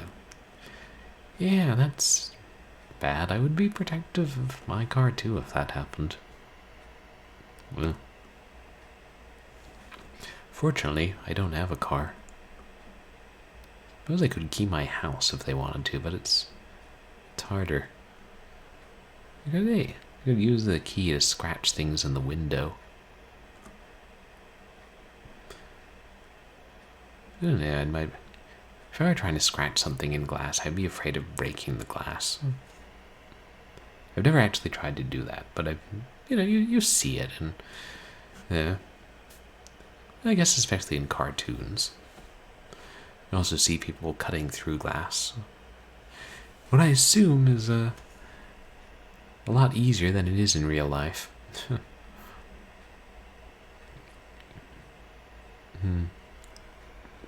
And if you were going to mess with somebody, you would go with smells.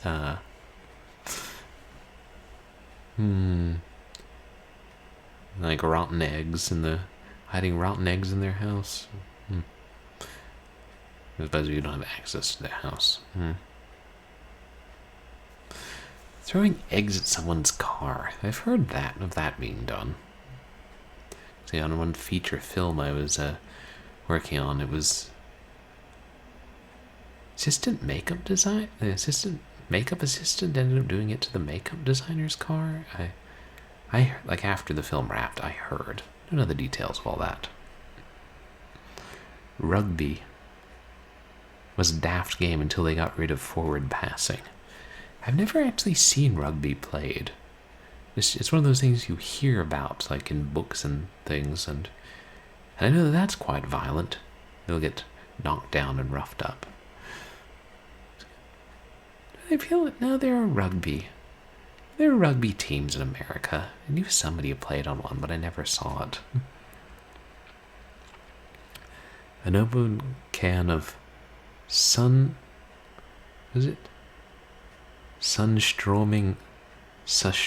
fish paste? I don't know. I mean, fish paste, I have some idea what it would smell like. Not good.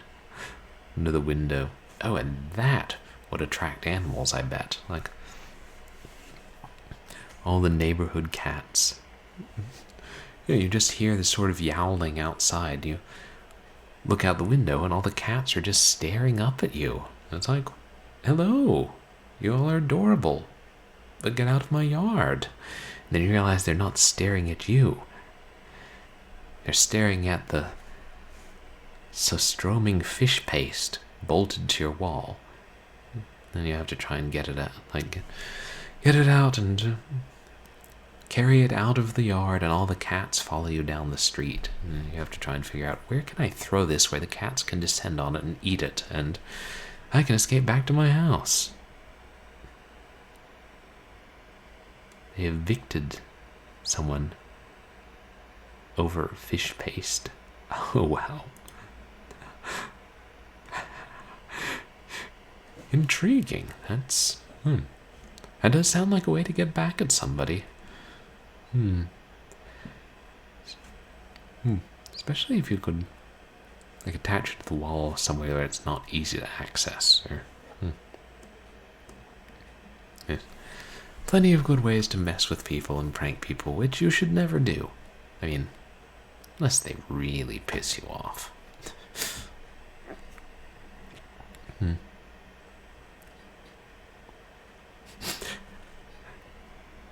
Smear it on stuff.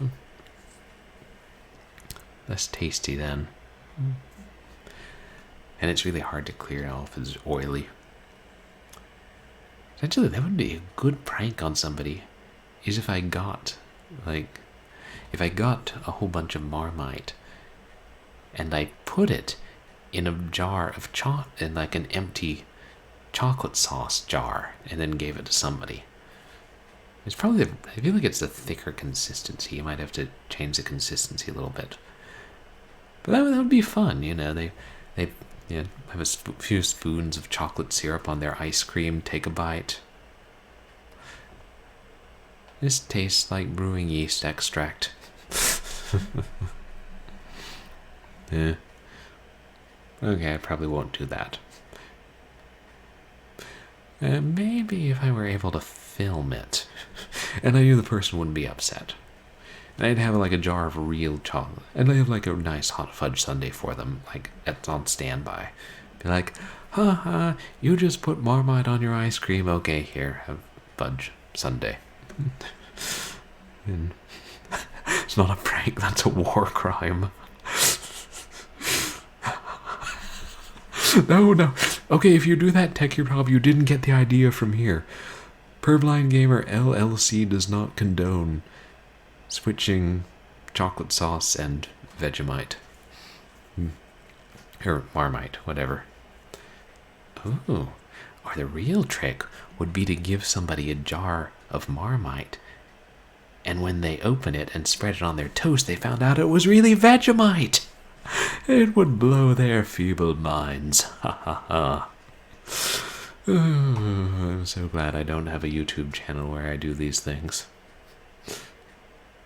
Could if I wanted to. YouTube channel of outrageous pranks that aren't actually that mean. Yeah, no, that's something I could get behind. And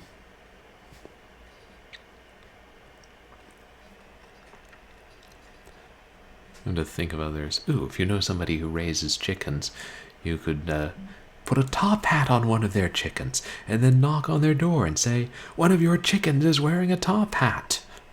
Classic. Oh, that would be more of a service, giving them Vegemite instead of Marmite. Right.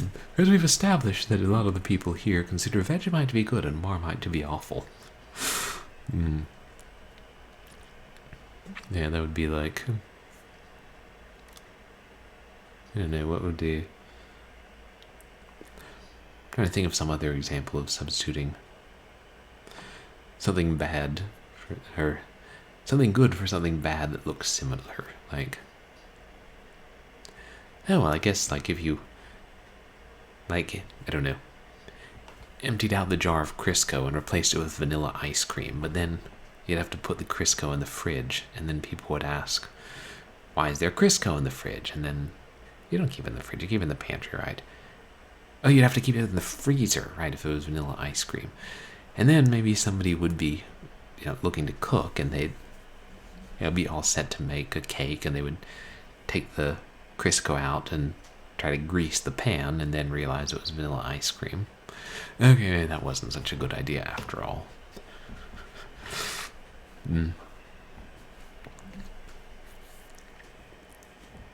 Yeah.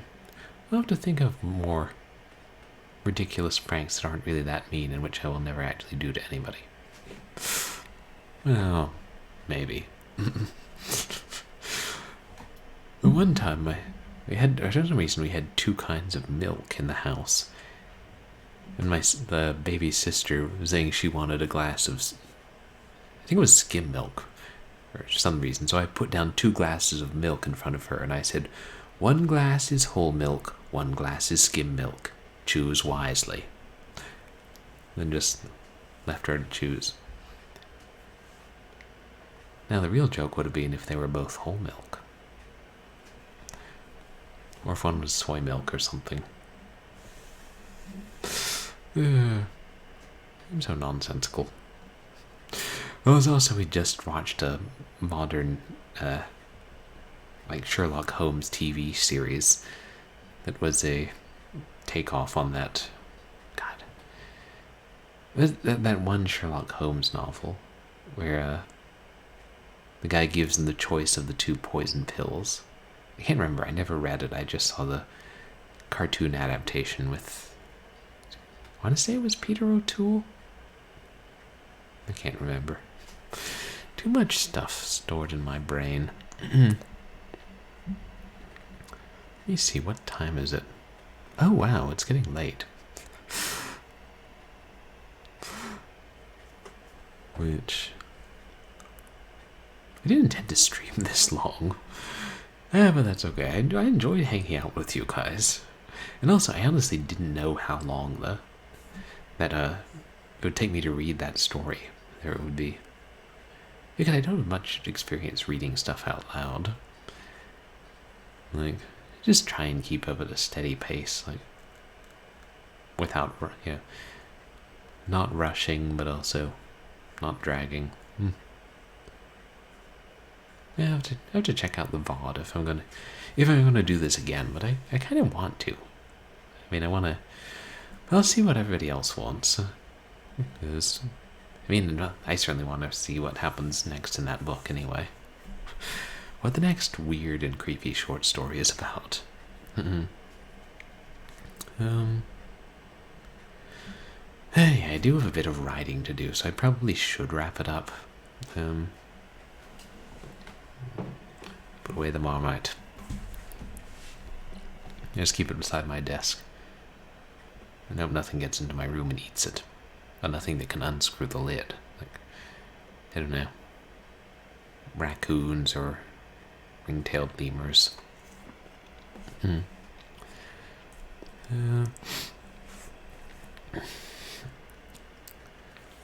See, well, before I find somebody to raid, let me tell you guys what's coming up. Oh, right. I still have a poll up on Twitter to decide what game I'm going to play tomorrow. Since we're doing Cinematic Platformers September, it's either going to be Flashback or Out of This World, aka Another World. Probably just do the Sega Genesis version of each. I don't know, there's like a 20th anniversary edition of Out of This World, and I have like some re-release of Flashback on GOG, so I don't know what version it'll be. But yeah, can't leave it where the marmite can distract you. Yeah, I pretty much don't even think about it being here until I'm streaming. So yeah, get your votes in on Twitter and we'll determine which cinematic platformer I play. The one that I have played before and really like, or the one I've never played before and it looks like it may be tough. And then Wednesday, well, we finished Nightmare Ned in just one stream, so I don't know, I guess I'll start another one. I kind of feel like I should keep this thing of alternating where I play one game Sundays, one game Wednesdays, but maybe I'll start one of the more obscure freeware cinematic platformers. I figure, yeah, one on Sundays, one on Wednesdays, that'll carry us through the rest of the month, I think.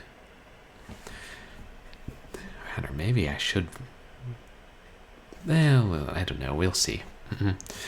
And then next Saturday, for Short Horror Saturday, I'll play a couple of indie horror games.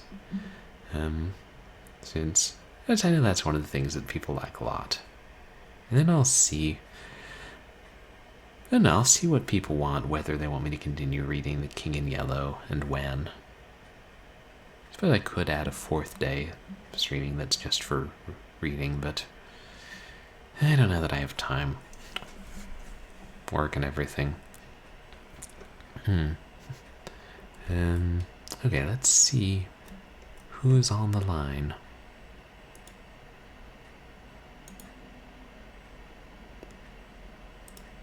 You usually say on the internet or online, not on the line, don't you?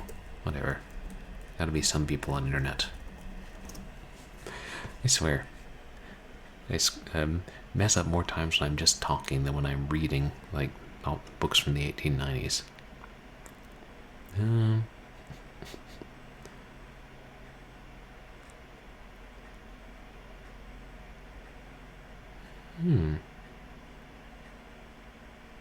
haven't written her in a while.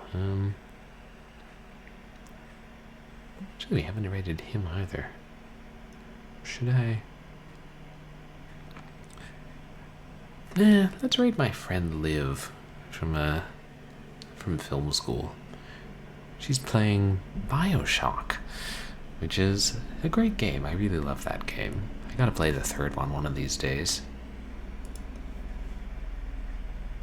I don't know how much time she'll have to be, like how often she'll be streaming, since I knew semester started for them.